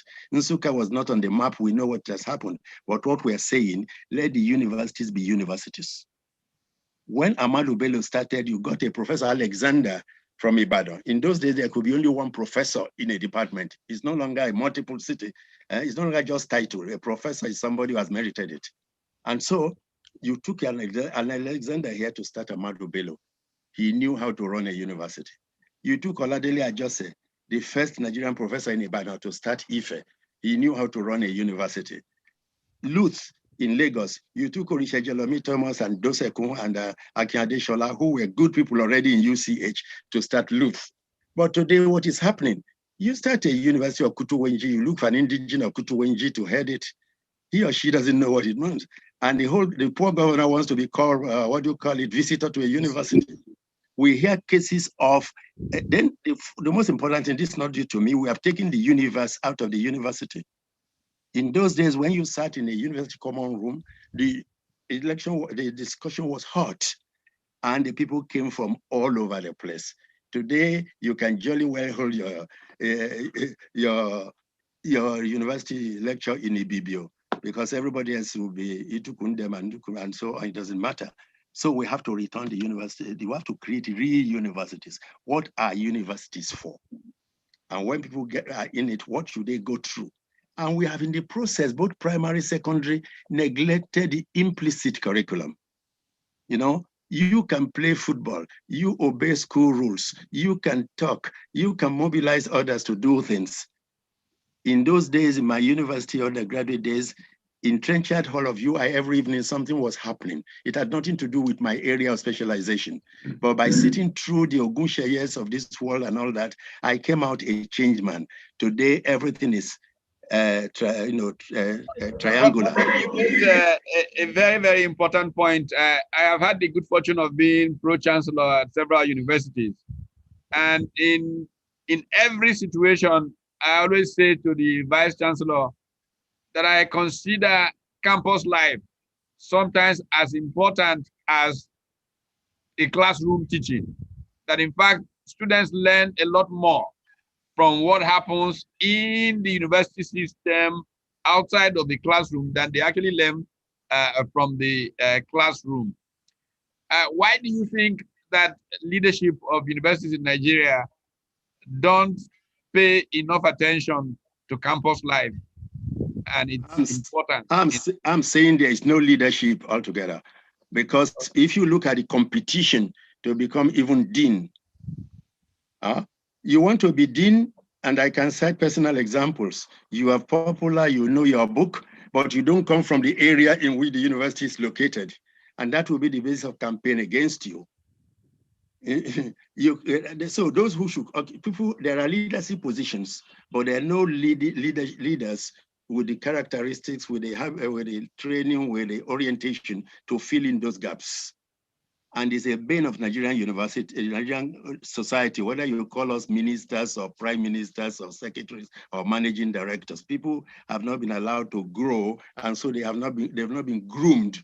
And because of this localization, people get their PhDs, they do everything. They've not stepped outside this country. They've not even gone to Ghana. So it's a question of that's the way we do it, and you do it that way. You know, every country where you have universities, university people look like crazy people to the outside. And it is that craziness that they bring into things because they see things from a different angle. So there are leadership positions, and we've created too many of them because we have so many departments, so many faculties, irrespective of what we are supposed to do, and so many specialized universities. I've been running to university near our village in Saga. Army University, Police University. Now we're talking about Transportation University. Oh la la. We're going to talk about Slum Dwellers University one of these days. So by all means, let's bring universe to the university and let's groom people to occupy positions. Let me turn to what we could be doing. I mean, we've talked about this. Mr. Guru talked about the industrial pipeline approach to training young people as the fundamental dominant model, like the assembly line process. We all agree that in many ways it has produced certificated illiterates, as I like to call them. We also agree that in many ways it has led to a democratization of mediocrity, which are all aspects of our current culture. If we are going to change all of this around, if we're going to think remedially in terms of how we engage these, what are some of the things that we must be thinking about? And as you are reflecting on that, let me say that one of my key issues here is the role of the teacher, the prestige of the teacher in the way they go about doing their work and making a difference, impacting young people. I think about the prestige of the teacher in Finland, in Scandinavian countries. Are there possibilities, are there thoughtful ways that we can return to teaching as a prestigious occupation that attracts the very best and makes them want to give the most to transforming lives of young people. As I said, one of the praise I give to Nigerian breweries for the Multinational Teacher of the Year competition, I said that on Friday, is that it can begin. I mean, those teachers that win get foreign exposure, they build this in their, gives them a lot of prestige. Which other ways could we be improving teacher prestige and changing the culture of the environment of learning in our country, primary, secondary, and tertiary levels? Who is to answer? Yes, please. Can I go ahead? Yes, go ahead, please. Okay. You see, somebody mentioned this about planning and all the rest. You don't start at the symptoms, you go to the genuine problems. In reforming education, I now call it educationeering. You have a process of 5 P's, like the P in Pat's name. And the beginning of the beginning is politics. We have to think more deeply about what we call politics of education. As Mr. Okoro was saying, the politics when it started was what we call good politics. You wanted the good of the next generation. Now it has turned over the years to become bad politics. What is in it for me? So and it affects every aspect of national life. So if we, people say politics is not good for education. No, good politics is good for good education. But we have applied bad politics. Secondly, politics leads to policy. And what we've done here has been policy imposition, not policy development. The difference is this. I wake up one day, I say from today go, schools will do this. That's imposition. But policy development means you mobilize the genuine stakeholders, not only people like me, in situations where they do the work. Let's take a good example. 100 million children out of school. If you allow me to do it, I will stay with those out of school people and they will school me on how to school them. Because by that you get their consent, they begin to understand why they need to do things because they've always done something and live by it. So we need to move away to policy development by which we study the situation, we involve everybody, and we go ahead. As we go ahead, we monitor and see how, and we change according to changing times with the consent of everybody. If you do that, this idea of we have good policies, but we have poor implementation, I call it conceptual heresy. Implementation begins at conception. Absolutely. The moment people gather and say, but you can't do that here, why are you using Dogon Turenchi with us? Why don't you go down to our level? You're already implementing. Do you remember say in the situation of our school and so on? And the moment you institute genuine dialogue, and when you talk of political will, it is just a step towards creating a social will. Because the political will can be dictation. If you don't do this, I jail you. That is politics. But if I get you involved and you turn the system as yours, every other thing will fall. And this applies to everything. And policy now gives rise to programs. And in terms of programs, we committed what the Catholics will call capital sin. Even seriously minded people in society will tell you, well, after junior secondary, not everybody should go to university. Why don't some people learn handwork so that they will become employers of labor instead of, creators of jobs? No, ladies and gentlemen, the world is for world of work, no longer the labor market. World of work where you apply your knowledge and creativity to get things done, and not just to be expected, I beg to apply only. And if you are begged to apply, you apply yourself to that work when you get there. So it's no longer labor market or job cry. It is world of work and achievement. So here, when you've done like what we call technical vocational, you say it is for those who don't know book. It's a bloody, I don't know what word to use. The international standard for that is simple. One, it is not for those who cannot. Two, it has to be based on a general good standard of general education, so that your mechanic, you know the mechanics of the car and not be a mechanic. And your program will now lead to the processes. They will dictate the processes, which is what happens within the school and the classrooms. One, ladies and gentlemen, the school system the school has to be managed. But who manages the school? The qualification is how long you remained in teaching. Nobody teaches you management, and they want you to manage. So important. As a management educator myself, I think that is a point that needs to be made and made again. Everywhere, yes. Even priests need to understand how to manage a congregation, how to, and all of that. Doctor, don't get that training. And you come to the teacher, poor teacher.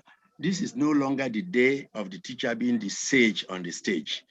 I make this distinction. If my father sent me in those days to my grandfather and he said, "Pai, do this," I would say, "Yes, that granddad." I say that to my grandson, the reaction is, "Grandpa, but why?" In other words, the new generation is a generation of but why. They have so many other aspects to whatever we're trying to do. Even when I finish this, I'm going to get a photograph of me from a granddaughter of 7 from this. So it's a generation of inquisitiveness, creativity, and all that. And so what do we teach? By all means, one other thing we've committed is to say you are science-oriented, you are act-oriented. No, the world today goes on broad general education. And specialization, there is no specialization. But the important thing is to inculcate learning, skills of learning how to learn, because the world will keep changing and you keep adapting. And how do you inculcate this? We'll come back to you on that a little down the line.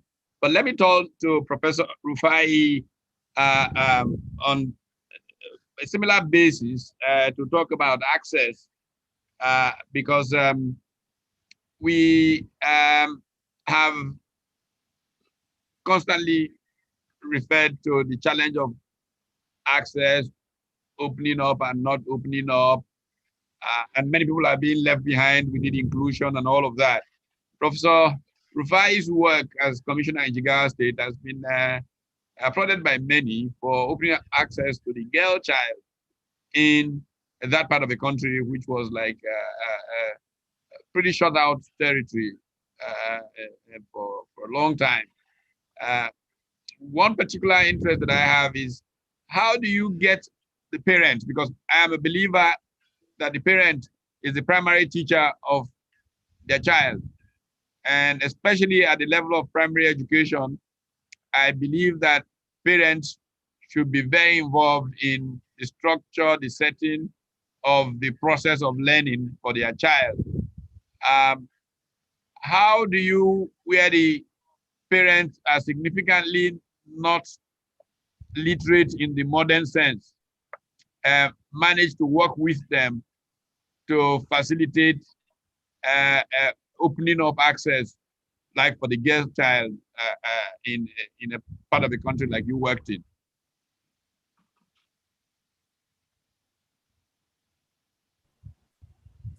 Yeah, Professor Rufai. Yes, thank you very much, Prof, for that question. But before I answer that, let me clear 2 things, please. Number one, let me be quoted correctly. When I was talking about the issue of 1.3 trillion as a result of ASU strike during my time for the needs assessment, I did not mention that 1.3 trillion was released. I mentioned that it was agreed that over a 6-year period, it would be released. And as I was there during my time, about 200 billion was released. And after that, not much was released. So there was no way I should be quoted as saying 1.3 trillion naira given to the universities and what is on ground. So that should be clear. And secondly, I wish to also say that the issue of presidential task team on education, that also I can say my mentor, Professor Obanya, has said that I made him to chair. Yes, he was the chair of that task team. And that task team came as a result of the conference, national conference that we had with the president and all stakeholders at that time. So by the time we had the outcome, the report of that committee, Presidential Task Team of Education, what we did was to use the recommendations in developing our 4-year strategic plan. And part of the recommendation that they have given formed the report, the strategy plan, which we used to follow throughout my tenure. And I must say that one of those recommendations that impacted on us to restructure NTI was coming out from that particular report that Prof was talking about. So I need to make that very clear. But then on your question, that how do I now made it possible for parents, especially coming from my own rural state, if I can say, that people may not have understood the impact or the value of education, especially girl child education. So how did I use, what policy or what strategy did I use to ensure that we had more girls participation in schooling at that time? I don't want to go back, but I wish to say that the first thing I did was to secure political will, and then to ensure that we have the school environment so that people can even be attracted. Because if you now start a campaign and start advocating and start enrolling, and then the schools are not there. The schools, at the time that I was appointed as Honorable Commissioner at that time, the schools we had in Jigawa State were not really different from some of the war zones that you can see. You cannot differentiate. It was like fire outrage has happened. Nothing was moving. There are over 200 students in the classes. So before we even started talking about the equity, the issue of equity and access for the girl child, we had to ensure access for all in the beginning. We had to ensure that we had the schools, we had the teachers, we had the structures.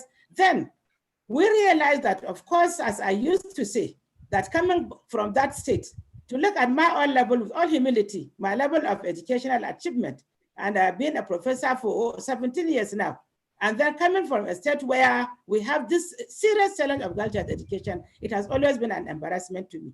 So we had to embark on public enlightenment, public awareness, but that public awareness with a difference. We had to use our own culture, the way I dress, I portray my culture, I portray my religion.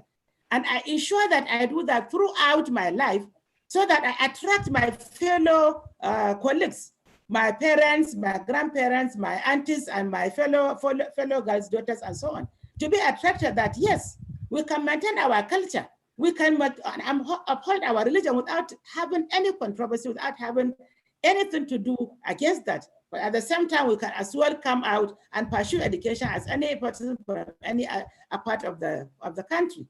And of course, we can achieve any attainment. And we achieved a lot through that. We also had to use some other mentors. We had female principals. We had females that are also in various tertiary institutions who were also ready to work with us. So we demonstrated to our own kinsmen that yes, the issue of religion, the issue of culture cannot be a hindrance. That has been the major hindrance in terms of girl child education, even today. So we try to address that. And of course, I'm happy to say that we really have that enrollment.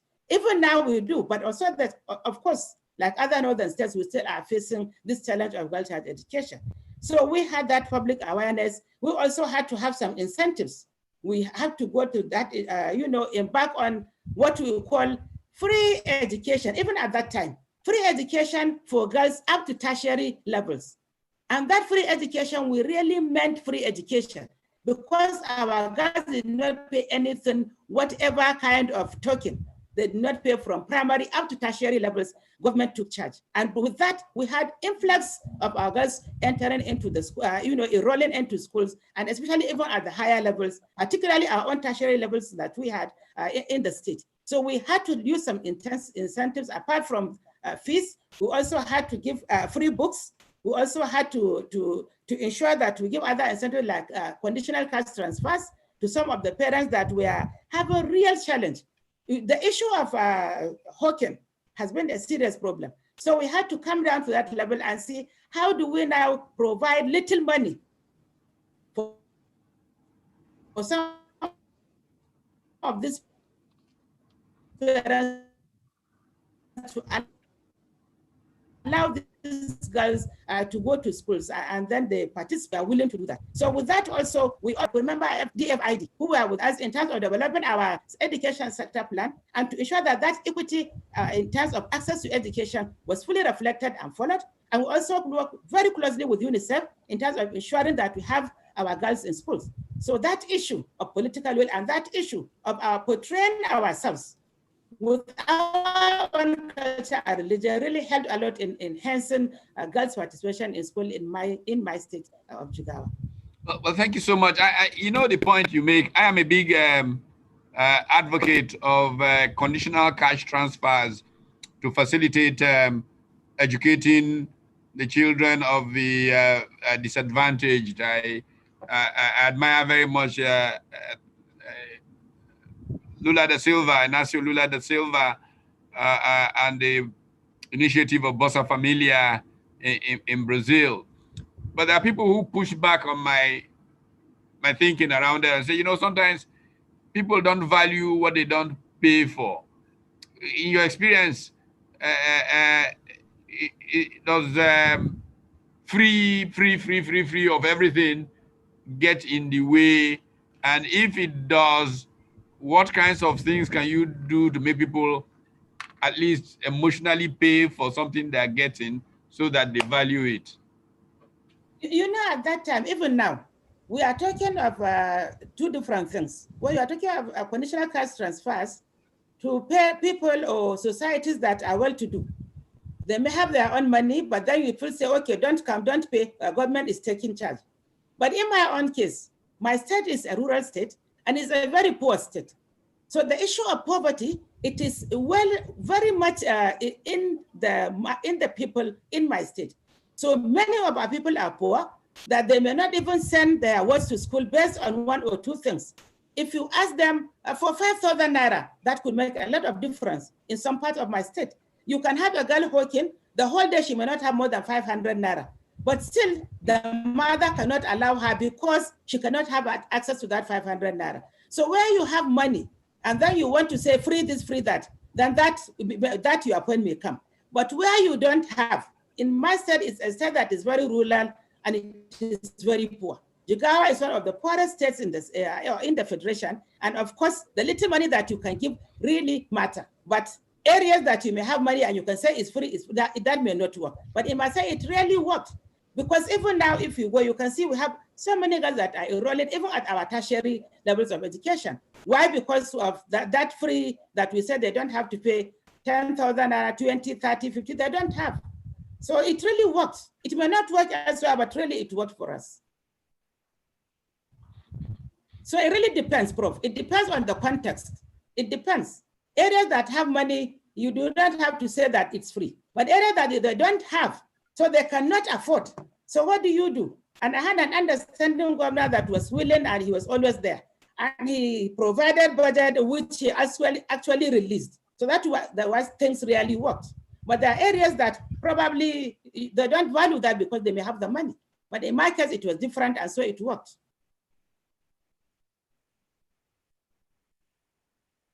Let me say that I'm going to, those of us who would like to ask questions can begin to raise the question. In the meanwhile, we'll take a message for one of those who are making it possible for us to have this conversation. While those who are getting ready for questions begin to raise their hands, and I will go back to Dr. Gladys Makoju after we take this message, and then we'll begin to take questions.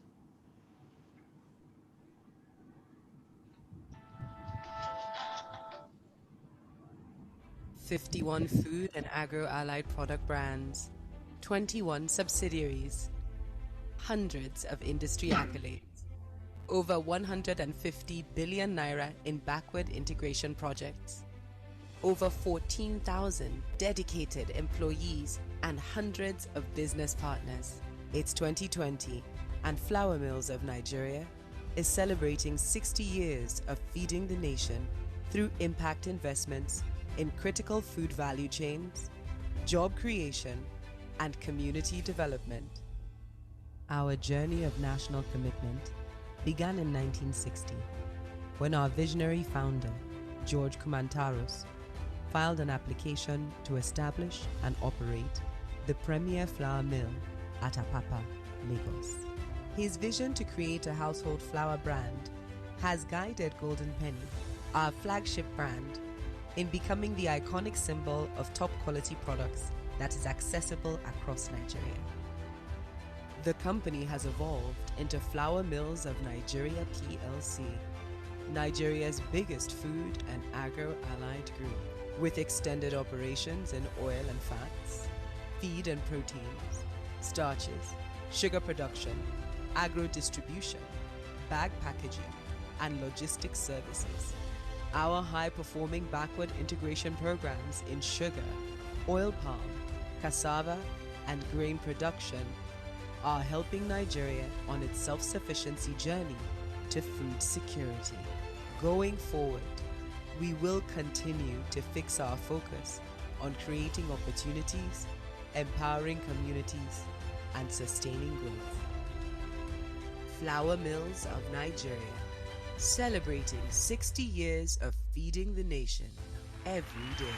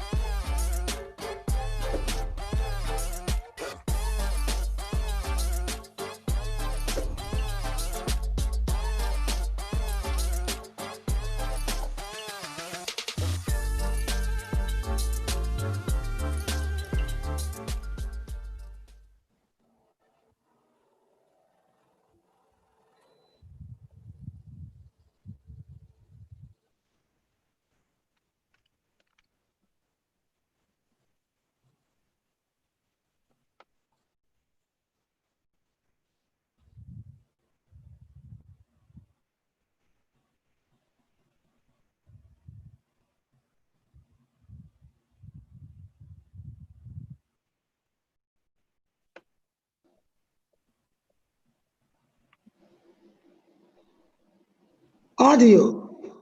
Are you hearing me? Right. Yes. Okay. I've got. Thank you so very much. I'd like to go to Dr. Makoju before we begin to take questions again, just to get a reflection on this whole big challenge of going from primary to tertiary, and ask if we had the capacity, because capacity is a major issue. I would love for all primary education to be community-based, local government, parents, and the local community as the place of domicile of primary education in terms of both planning, funding, everything. But we have a capacity problem in local government. They don't exist. Our politics has just totally destroyed local government. They just, some politician puts his mechanic to be local government, whatever. How can we deal with this problem of domiciliation of authority in managing the educational system? Because to try and run everything from some federal government doesn't make any sense to me. I don't know if I'm just peculiar. What's your experience with that? Thank you very much, Pat. You've also touched on an area I'm currently involved in. When UNICEF decided to do state plans, I whispered to our coordinator, who is a UNICEF staff herself, that if we concentrate on states without touching the local governments, there is no way we are going to make as much impact in schools as we wish to. I remember when we were in the ministry, we were planning, and we are collecting data. The data that comes from the state comes from the school. Who are the supervisors of the school? It's the local government education authority. Now, what do they do with data? They did not know the import of data. So they may have, a school may have two registers. One for federal, who gives the grants or allocates the funds, and one for the local government or the inspectorate department of that state itself. So what happens? You do all you can to see if things will change in schools. Not so much.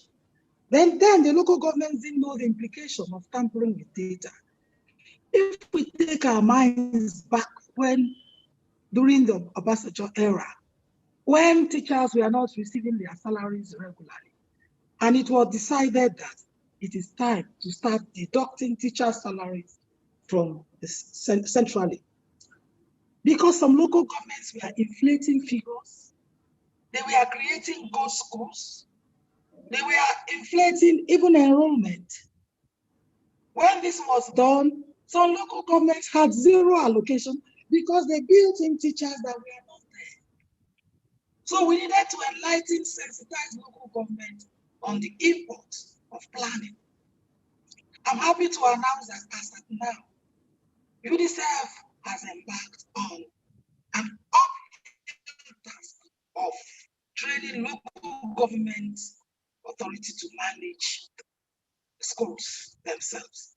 And a happening development is that they are so receptive cognitively and capacity-wise as the state and federal. In fact, they are performing so well that even when you do it on Zoom, they absorb as much and they are able to replicate what you want. I'm one of those also who believe that the local governments, if adequately empowered, you have to build in a change in attitude. You have to do away with the presumption that they are ineducable. No. But we have to tell them the import of proper management of education. Otherwise, there will be no trust to leave resources with them. It is also at the local government, you need the communities. When Prof was talking about mobilizing children for access, it took my mind back to when we are advocating for school-based management committees. These school-based management committees do equally well in areas where the resources are not there for conditional cash transfer. There is a school in Lagos, in Ikorodu. I was so impressed when we got there, where children cannot afford to come to school. The school-based management committee organized for children from poor homes on the dimensions of inclusiveness. They go hunting for children who have special needs, because the attitude in Nigeria is hide this child, it's a disgrace to the family. They fish them out, they bring them to school, they monitor them. So the local government is very important in school management and governance. And if you bring it down to local government, school-based management, who are the members of this school-based management? Initial conception was the members will be paid, but the actual fact is that through school-based management committees, it's a voluntary, like NGO issue. You select them on the basis of their special, what they can offer. Let me also just put this in, as time is running up, and I would like to get your reaction to it. I am a national patron of an association called AFED, Association for Formidable Education Development. One day, an Englishman, professor, used to be at Newcastle, now he's in Buckingham, James Tully, who's the author of The Beautiful Tree, low-cost private education in blighted areas, slum neighborhoods, and all of that. One day he walked in on me and began to talk about his ideas, and I was really totally bowled over. And a group of owners of these kinds of schools, private schools, and they constitute the bulk of the educators of our less advantaged children, so to speak, much more than government, amazingly, in a city like Lagos, for example. One of the things that we try to do through that system is to engage the problem of teacher quality through some remote learning devices. And so some of the results have been just absolutely phenomenal in schools in Okokomaiku, in Ikorodu. And the learning of the kids just jumped dramatically, monitored even from the UK, where these devices come from. How much can remote learning using technology facilitate improving the quality of education and the grassroots, the local government kinds of levels? Your opinion or experience? Thank you. We cannot run away from it. The COVID-19, that is one of the positive things that came out of the challenge. I want to say some states have embarked on that. And I also know that the bridge technology aided learning is working on that. There are others, there is a U-learning, but at a higher level, not primary. So I want to say that if Nigeria does not review, not the curriculum, review the process of delivery to empower our teachers to be able to make use of technology in delivery. That's one of the things happening in Edo West.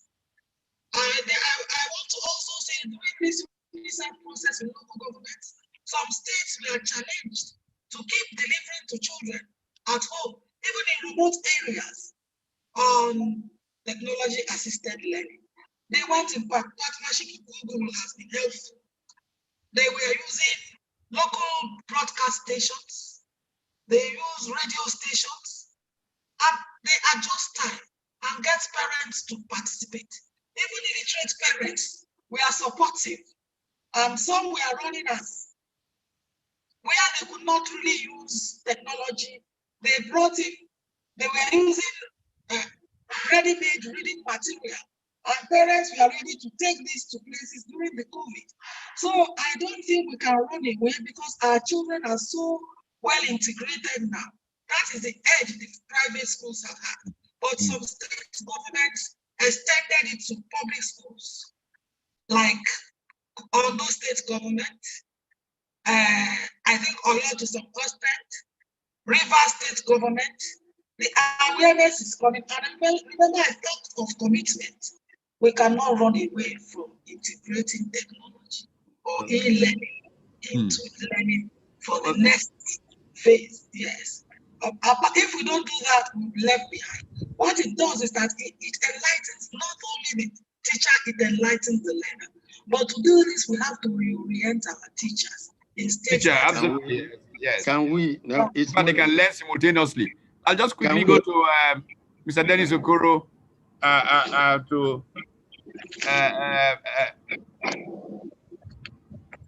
is there any indication or question? If not, I'll go to Mr. Dennis Okoro. Okay, we do have a few questions.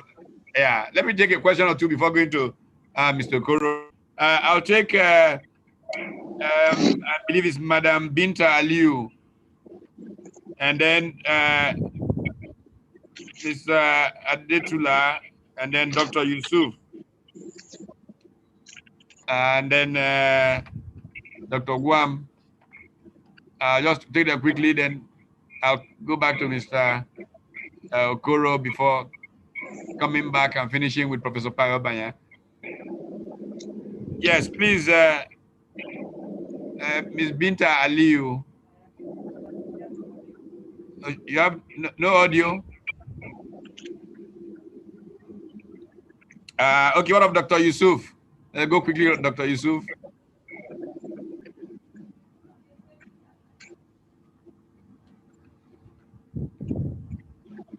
Dr. Yusuf, can you unmute yourself and then ask a question or make a comment?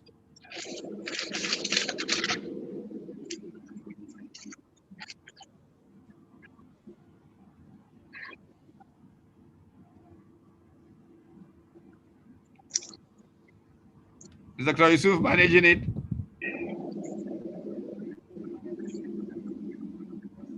If not, then we can go to Mrs. Adetula. Okay, Mrs. Adetula, please.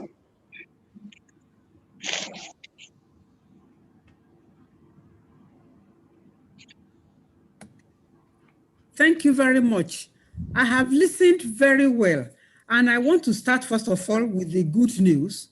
There's a Nigerian called Mr. Okpaifa from a public school in Abuja, who is one of the 10 or 5 final race for $1 million Global Teacher Prize. And I felt so happy to read that a Nigerian teaching in a public school has been able to get to that stage. Then my second one, Nobody has mentioned anything about examination malpractices in our school and how maybe that one is a complete subject, will be discussed as a complete subject on its own. That's number 2. Then number 3, what is that one now? Now, most private schools in Nigeria, yes, because that one bothers me a lot. Most private schools in Nigeria do not use Nigerian curricula. They do not use Nigerian curricula in their schools. They use British curricula. Federal Ministry of Education, State Ministry of Education. Is this normal? Is this a norm? Is this allowed? I just want to be educated.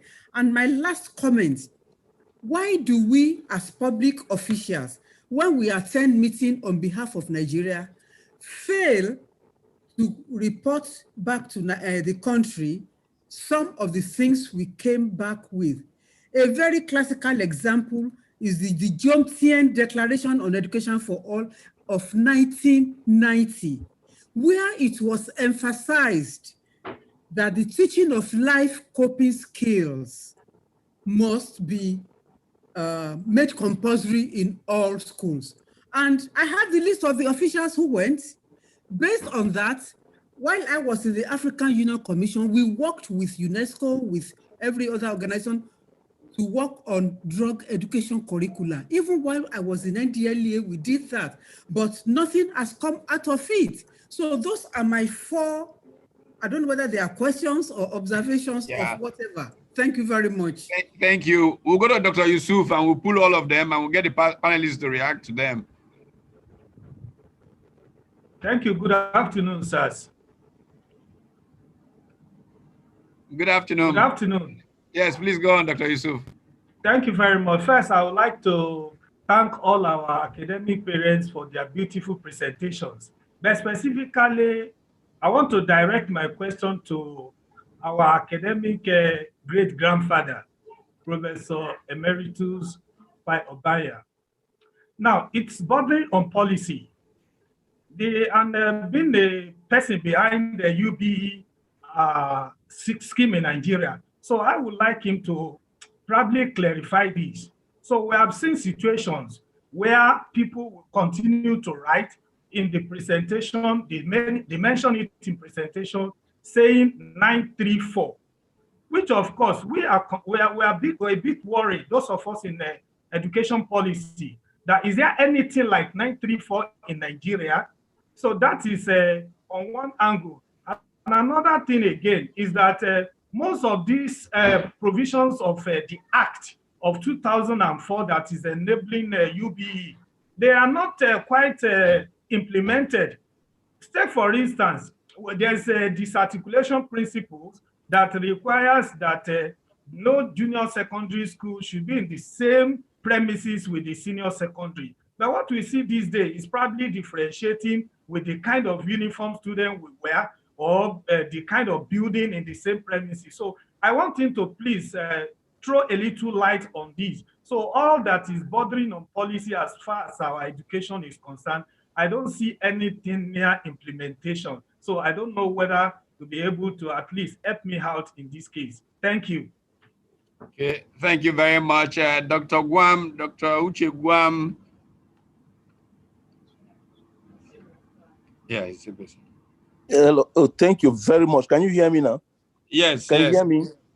Thank you very much. I hope you are better. The last time you were speaking from a hospital bed in Cleveland. Yes, I'm still in Cleveland Clinic. I'm still in the hospital. Get well quick, please. Thank you very much, and thank you very much, Professor, for what you are doing. Very much appreciate. If nobody's listening, we are listening, and we appreciate you deeply. You know, I think this question is for Professor Obanya. Yes, all that has gone wrong with Nigerian education system has gone wrong. What do we do to ameliorate? How can we redeem it, and how do we redeem it? How do we change the structure for better? You know, then the second question, I guess the second question is for him too, because he said that Nigerians are over-examined. We take examination to enter secondary school, we take examination to get promoted, we take examination to pass out, take examination to enter university. What does he, I know it's some Western countries like Sweden. like Sweden, the Nordic countries, they don't take examination. They don't know if their manpower structure is the best. Thank you very much. Thank you. Well, I think what I'll do is I'll go through the panelists, beginning with Mr. Dennis Okoro, to reflect on some of these questions briefly as part of our rounding up. Do you hear me? Okay, a little, yeah. We can project a little Are more. Yes. Are you hearing me now? Yes. Yes, we can. Loud and clear. Well, I must comment that whatever I want to do in a large country like Nigeria is not what you do on ad hoc basis, either with international organizations or with any NGO. There must be a program plan of action for education, beginning from our local governments and tied up at the federal level as a national policy. For example, we have had enough of local governments have no capacity. How can they have capacity where at the federal level, policy-wise, you create a parastatal that almost dictating issues for full state governments? It's wrong. The money that is to maintain the parastatal at level where at the primary education, like UBE Commission, is sapping monies that are going to the classroom where the children learn. Nothing gets there. You use that money for maintaining the large bureaucracy. In the intervention fund for UPE for the states, at the central bank, billions and billions of naira have been sitting there because of the conditionalities set by this UBEC for a state to merit that what is called intervention fund. The conditionalities are worse than the World Bank conditionalities for payment of loans. So what the state governments do is that you want them to pay a certain amount of money into the account. They pay. As soon as the federal gets its own, sends their own money, the state withdraws its own money. And those who cannot do that, the money is sitting down and not being utilized. That's one other thing. For the UBE, the 934 is just semantics. The government have decided that the first 6 years of primary education and the first 3 years of secondary education will belong to basic education and should be funded as such. The last three and the last 4 is senior secondary and university. So when people say 934, it really doesn't, it means that they combine the 6-3 together. So don't call that it's just a management system. That's one. And this articulation of junior secondary, the idea was that the basic education should sit on it so that proper attention could be given to it.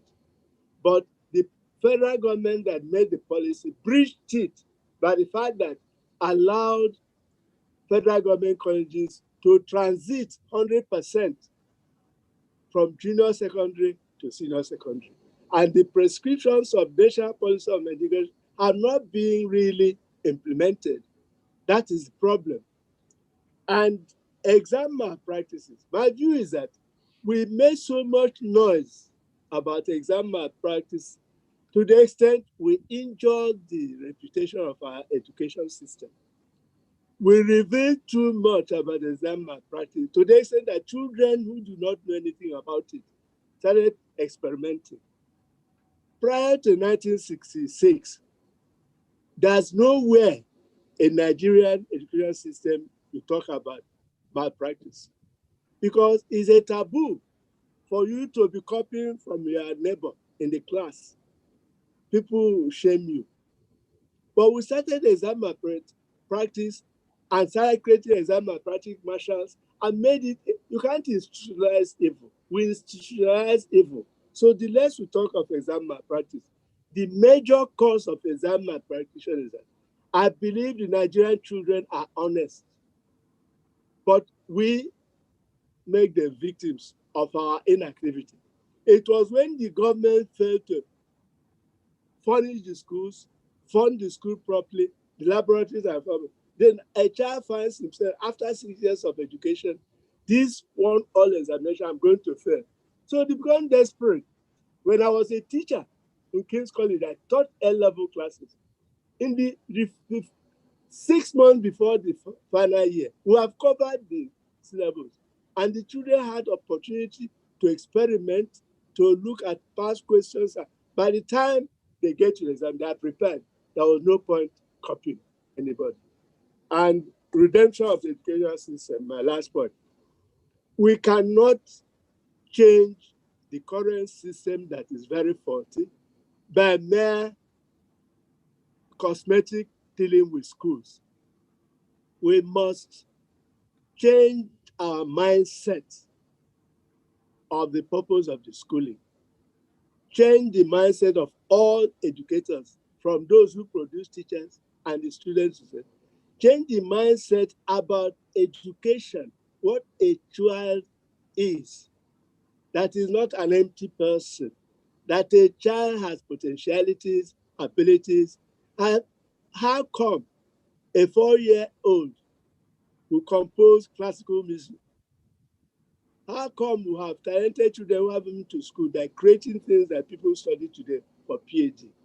What class was Shakespeare, Zuckerberg, and all this? These are children who were allowed to play around with their environment. We learn every day from outside the school.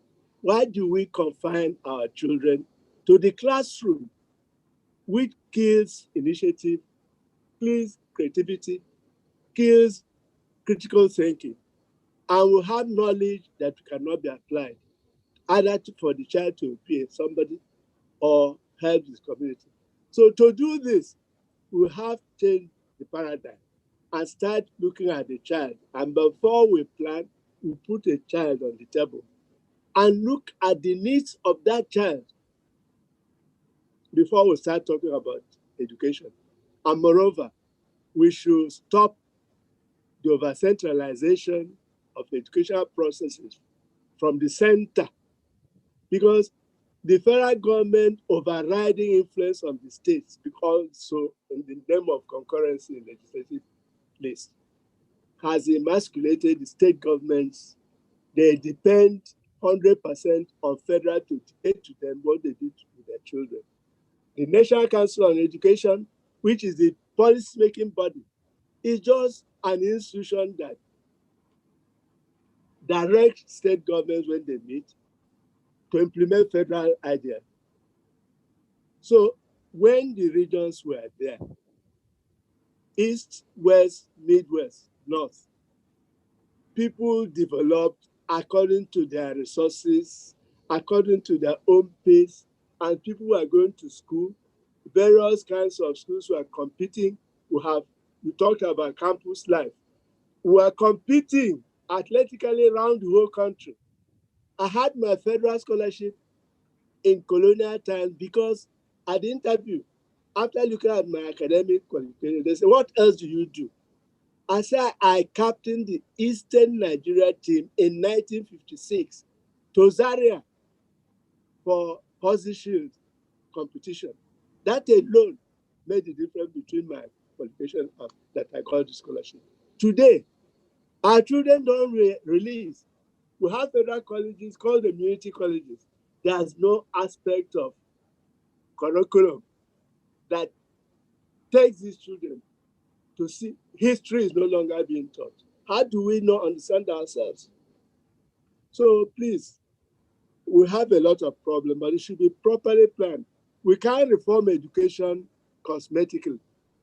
We transform education by change of paradigm, thinking, and mindset. That's the only way. It's not like the Bible says. Thank you so very much. You cannot put a new wine into an old wine old wineskins. It will burst and waste. This is what I've been doing, talking of reformation of education. We have not reformed anything. Thank you. It's always a delight to listen to passionate professionals take on subject matter. In turning back to Dr. Makoju for this reflection quickly on any of the questions, I'd like to add one of my own, something that I have always wondered about. A lot of big private sector players, major corporations today feel that the quality of what they get out of the universities is so poor that they have set up their own academies. They recruit people who have come from universities and give them just basic science education, for example, for 1 year, after which they pick the best and churn out the rest and say that's their contribution to society. And I wonder if we cannot, either through the tax system or whatever, create incentives for such big private sector players that have specific kinds of needs to collaborate with institutions at secondary, tertiary levels, where they not only get in the quality they want into the curriculum of those institutions, supporting them financially, but also even provide practical examples. I am very familiar with the German dual education system, the Ausbildung system.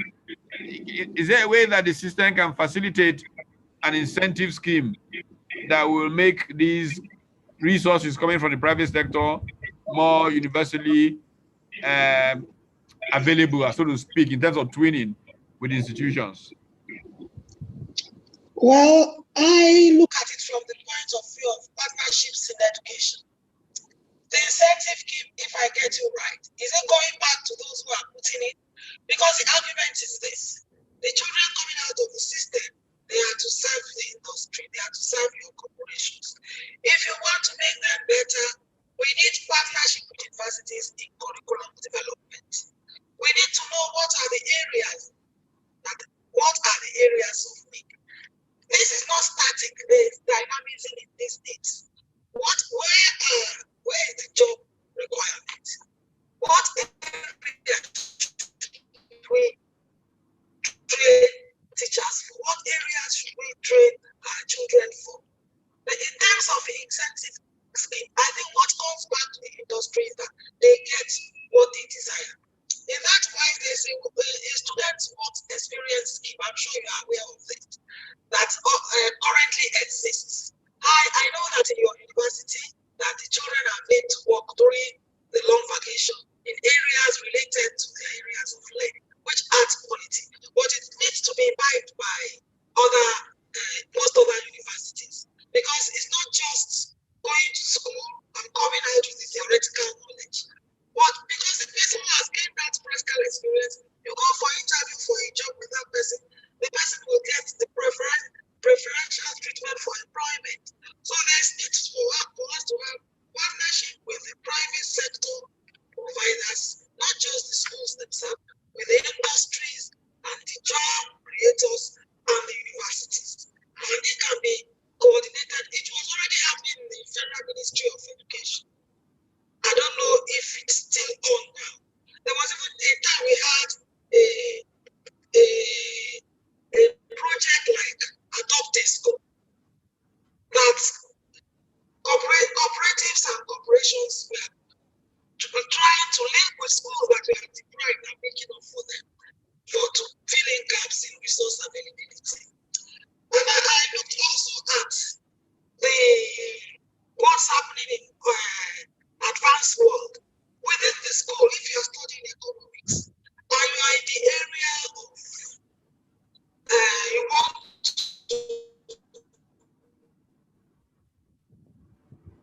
I think we have frozen.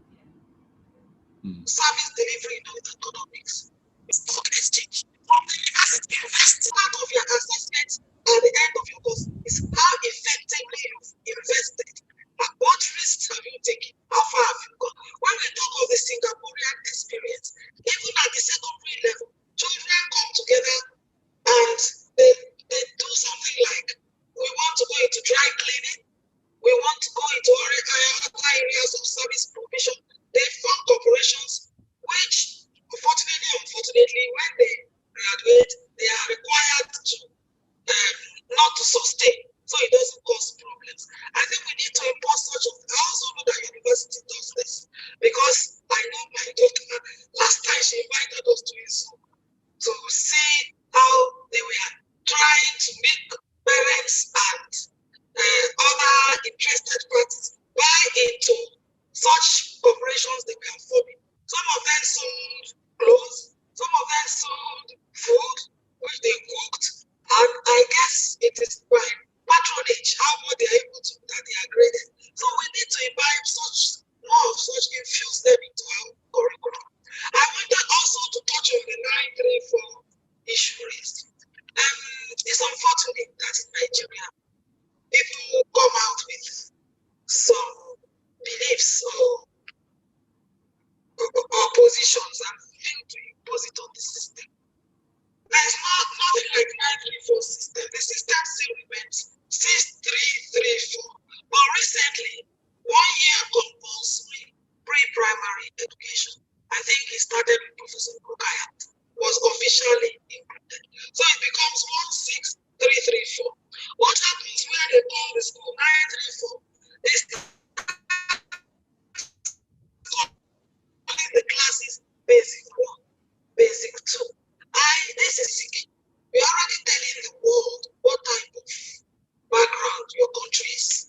Basic education is for developing world. The most of the whole world is calling the education basic as it may be. So if you say I'm a basic 1, basic 2, you don't fit into the international nomenclature. It's either primary 1 or year 1 or class 1. So basic 1, basic 2, basic 3, basic 9, they need to be discouraged. I think we still need sensitization of schools to get it right.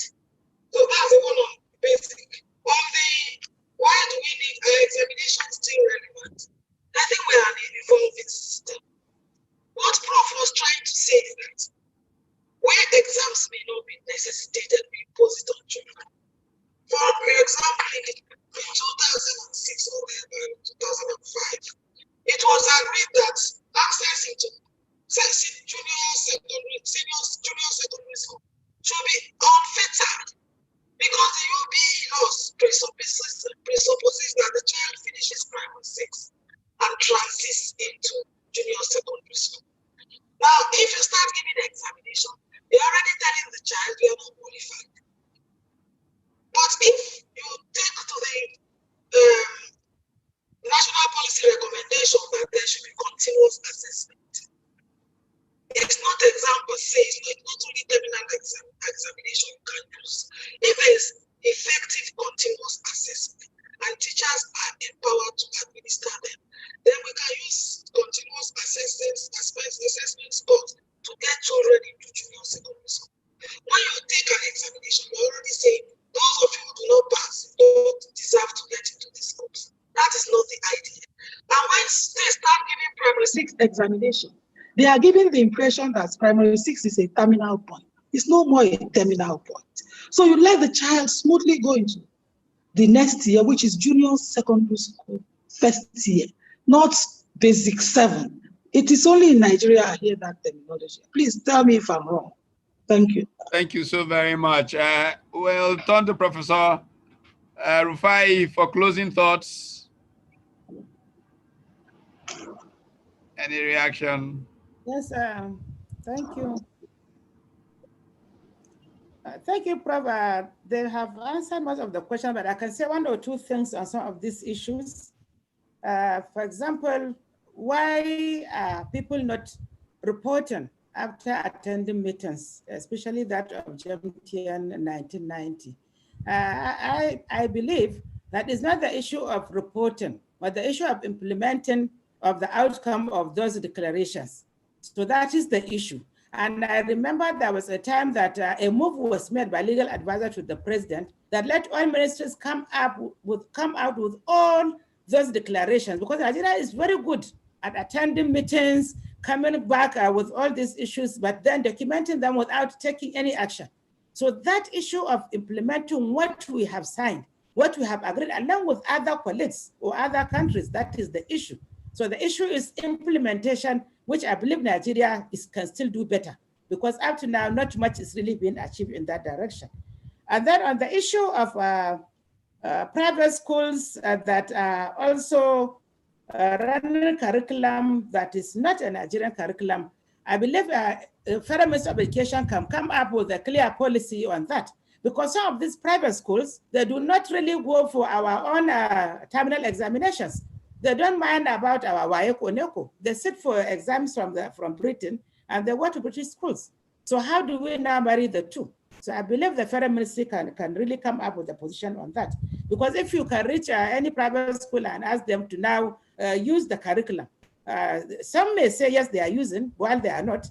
Some may say that we are not taking an examination, then why the worry? So we really have to have clarification on that.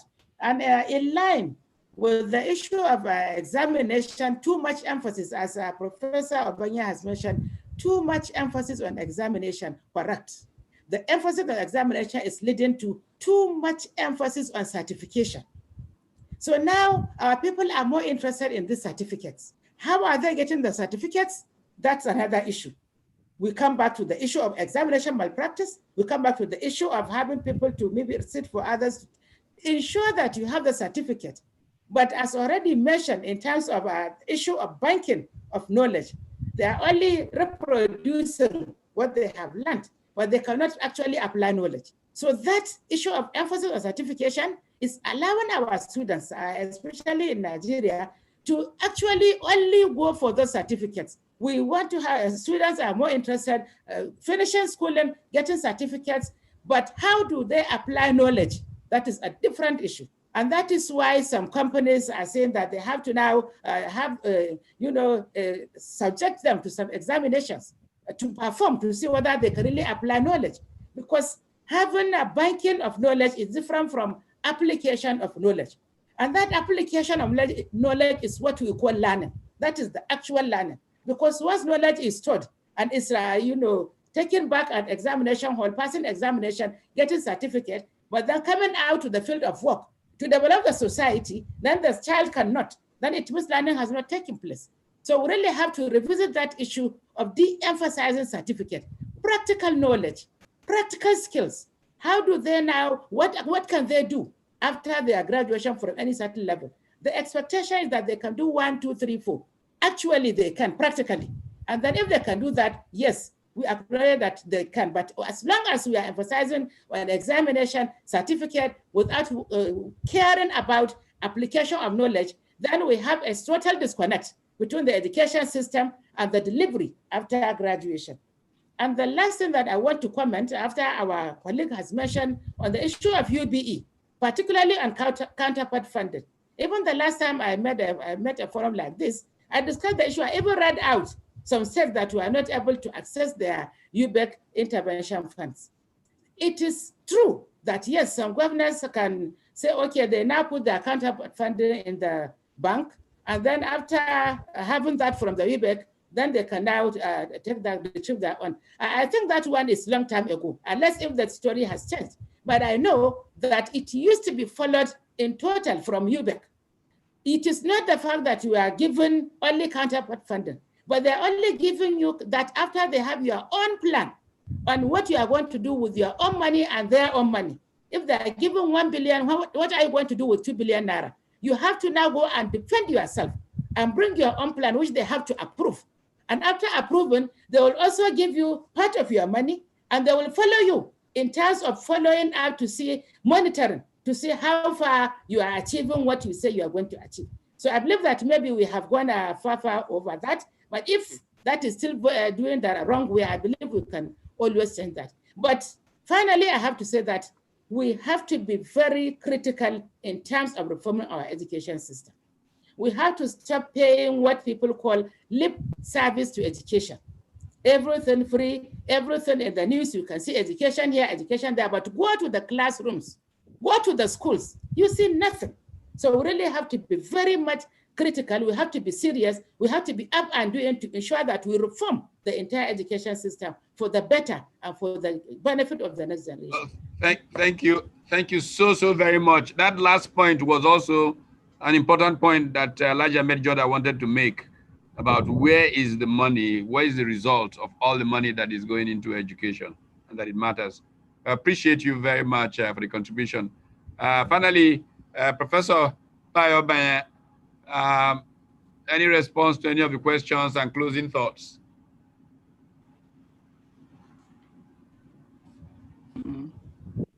Well, you excuse me if I'll try not to be too long. One, can I start with Mr. Yusuf asking about UBE and some clarification? I was never an employee of UBE or executive secretary of UBEC, and I didn't know. My job was that I mentioned it. The states accepted it. I wrote a memo. They launched. I wrote an implementation guideline.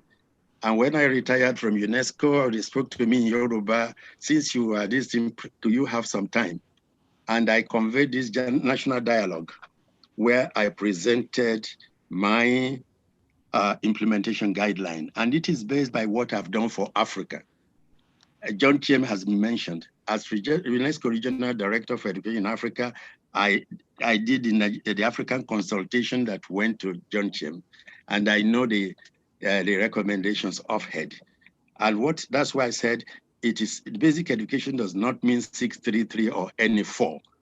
The addition is that taking the learner to level where that person has learned to learn. And every country was to define its own direction of formal basic education.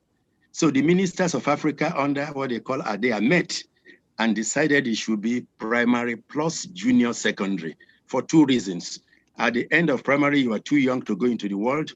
Secondly, the world has become so complex that you wouldn't have acquired the skills of learning how to learn. So they said, they didn't say 6 plus 3, primary plus junior, which means in Nigeria and the West African English-speaking countries, 3 plus 3.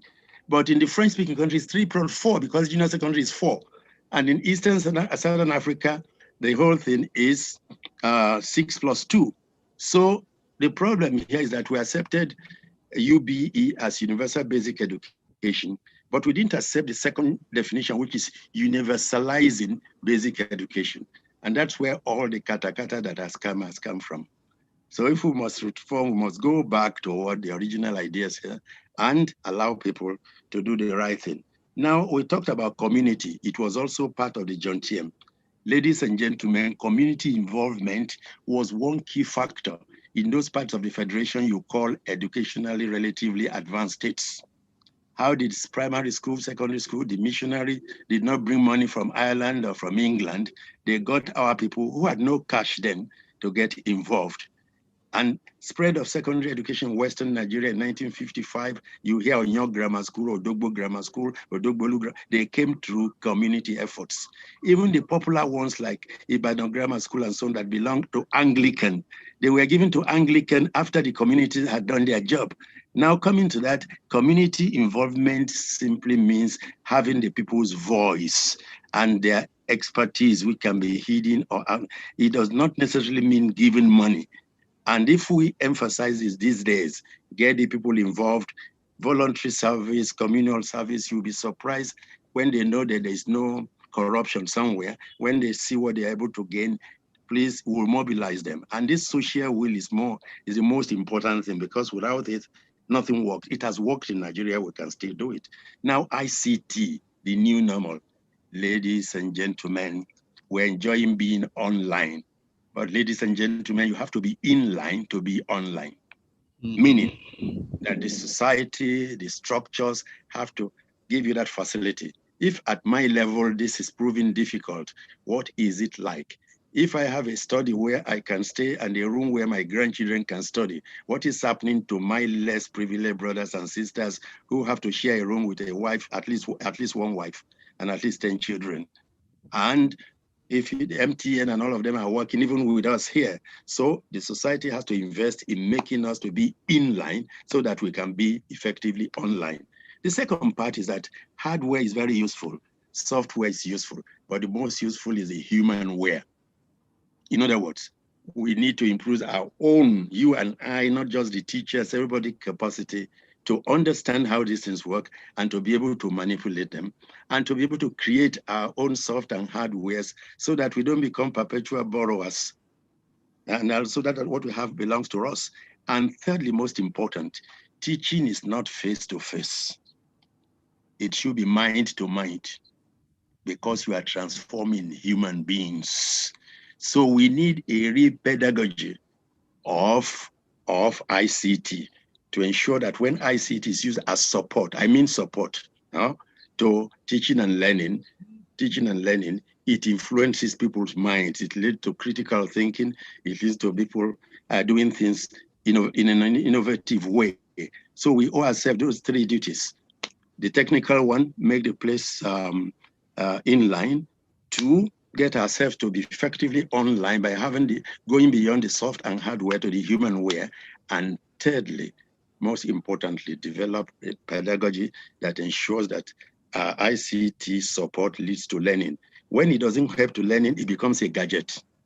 And the third one is exam and exam malpractice. One reason you have exam malpractice is that you have exams. It is not bad to have certificates, but the certificates must certify something. And what employers and other users are complaining is that these certificates have not certified anything, because the exam syllabus has become the curriculum. I will come back to curriculum later. In places where these things work out well, the curriculum is there, and the exam is just to certify that you've gone through and mastered the curriculum. But here it is, the curriculum is there.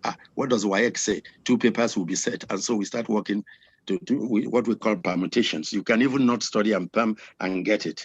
But Mrs. Adetula, sorry, if you can send an email to me, you get a full paper on exam malpractices. That one reason again is that the problem is not with the children, it's not with the schools, it is with the outside world that says, yes, that's the way they do it now, no man. They do it to the children, and the children begin to say, no more role model. But I can give you more about that. Now, about Nigerians attending conferences. I've spent a lifetime, I'm still doing so, organizing conferences, Pan-Africa and worldwide. And it's not just for government officials alone, teachers' unions of all people. My dear, my 11 years in UNESCO, when the Nigerian delegation comes, they are the only ones in the world that get ESTA code. And so everybody is fighting to be there. I never see them in any committee. In the teachers' union worldwide, I identify them by their addresses. When it is time for work, say, Ajia, which group are you in? Daddy, forget the workshop job. They'll go shopping. And when we are leaving, they have 3-4 suitcases. So to say, after all, they go to conferences. After all, they see what happens everywhere. I will challenge them to show me how many percentage of them actually attend faithfully and follow, and not go there to do something else. And how many people are sponsored to these conferences because of the competence, because of what you want them to do. Thank you so Now, much. ladies and gentlemen, I will end now. 3 important things to take away. Curriculum. Curriculum is more than content. It is not history, geography, mathematics. It is the process. The content is just a tool you use in the process. And the process is to transform people through their encounter with some learning experience. So that's why when you say skills, it is not just knocking the hammer. It is more behavioral than anything else. And then number 2, knowledge. The concept of knowledge has changed. It is no longer the man no book. It is no longer how much you know, but a combination of what you know, what you can do, and what you have become because of what you know and what you can do. So in teaching, memorization is not it again. It is at the end of it, are we a different set of people? And there's learning. There's a distinction between deep learning and surface learning. Deep learning, what is the capital of Lagos? Who is the principal of Lagos? You recite. But deep learning is when you go from mere adopting, that is repeating what you know, to adapting, meaning adjusting it to other situations. And at a higher level, creating. You have absorbed, you have applied, and then you do things differently. And what the world needs today is people who can rise to that level. And the challenge we have in teaching and learning is to get our children beyond mere adopting. And so people make a distinction between repetitive knowledge and regenerative knowledge. Repetitive, this is the way it is done. And you know, when you say this is the way it's done, the society never moves forward. But regenerative knowledge is what can we do with how can I use this knowledge to create more knowledge and add value to whatever I'm doing? So it's this value addition aspect that is learning, that is knowledge. And finally, to Tommy and the rest of you, I think I've enjoyed this session. I've learned a lot. If anybody has further suggestions from me, you can send an email. I'm a learner and continue learning, and I have enjoyed this session. Thank you. Thank you so very much. We have thoroughly enjoyed the session and the contributions of this extraordinary, eminent panel. Regards go out to all of you, Mr. Dennis Okoro, Dr. Gladys Makoju, Professor Rufai, and Professor Payo Banya, and the thoughts of Elijah Med Jordan, even as he's traveling at this time, has arrived at the destination of his meeting. I want to say that our purpose for having this series is so that young people can learn. Unfortunately, many of the young people cannot afford the data that it costs to be on such a program. So we have just worked out a scheme where Airtel will provide us data that we will make available to young people, about up to 200 of them, to participate in this series and learn as we go. This has been phenomenal, and I hope that policymakers and people who want to just be educated on the history of education in Nigeria have been able to plug into this and will find use for it. By the way, it's our plan that this series will one day become a television series, and many more people will have access to such a treasure bank of information. Thank you all so much. God bless you. Have a great week.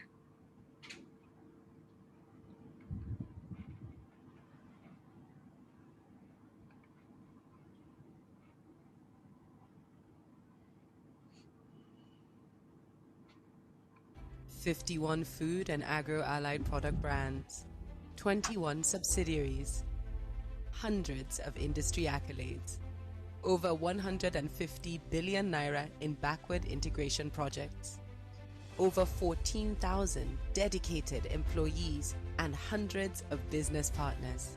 It's 2020, and Flour Mills of Nigeria is celebrating 60 years of feeding the nation through impact investments in critical food value chains, job creation, and community development. Our journey of national commitment began in 1960, when our visionary founder, George Kumantaros, filed an application to establish and operate the premier flour mill at Apapa, Lagos. His vision to create a household flour brand has guided Golden Penny, our flagship brand, in becoming the iconic symbol of top quality products that is accessible across Nigeria. The company has evolved into Flour Mills of Nigeria PLC, Nigeria's biggest food and agro-allied group, with extended operations in oil and fats, feed and proteins, starches, sugar production, agro-distribution, bag packaging, and logistics services. Our high-performing backward integration programs in sugar, oil palm, cassava, and grain production are helping Nigeria on its self-sufficiency journey to food security. Going forward, we will continue to fix our focus on creating opportunities, empowering communities, and sustaining growth. Flour Mills of Nigeria, celebrating 60 years of feeding the nation every day.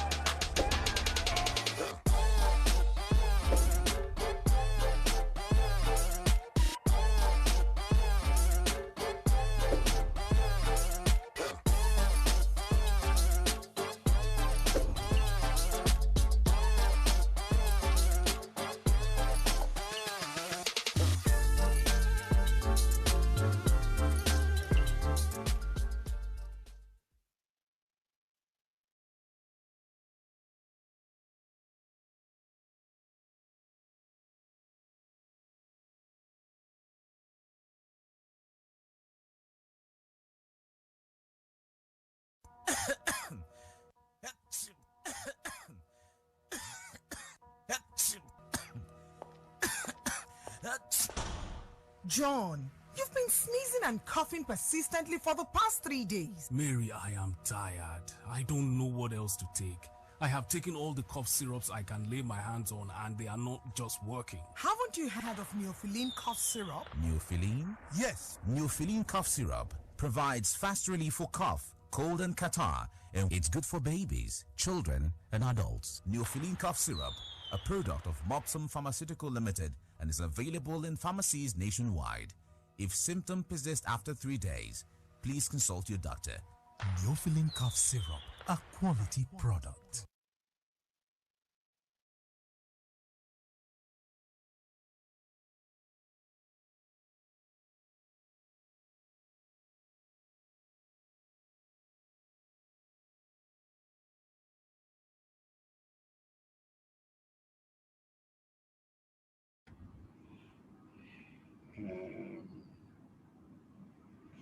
Okay, bye.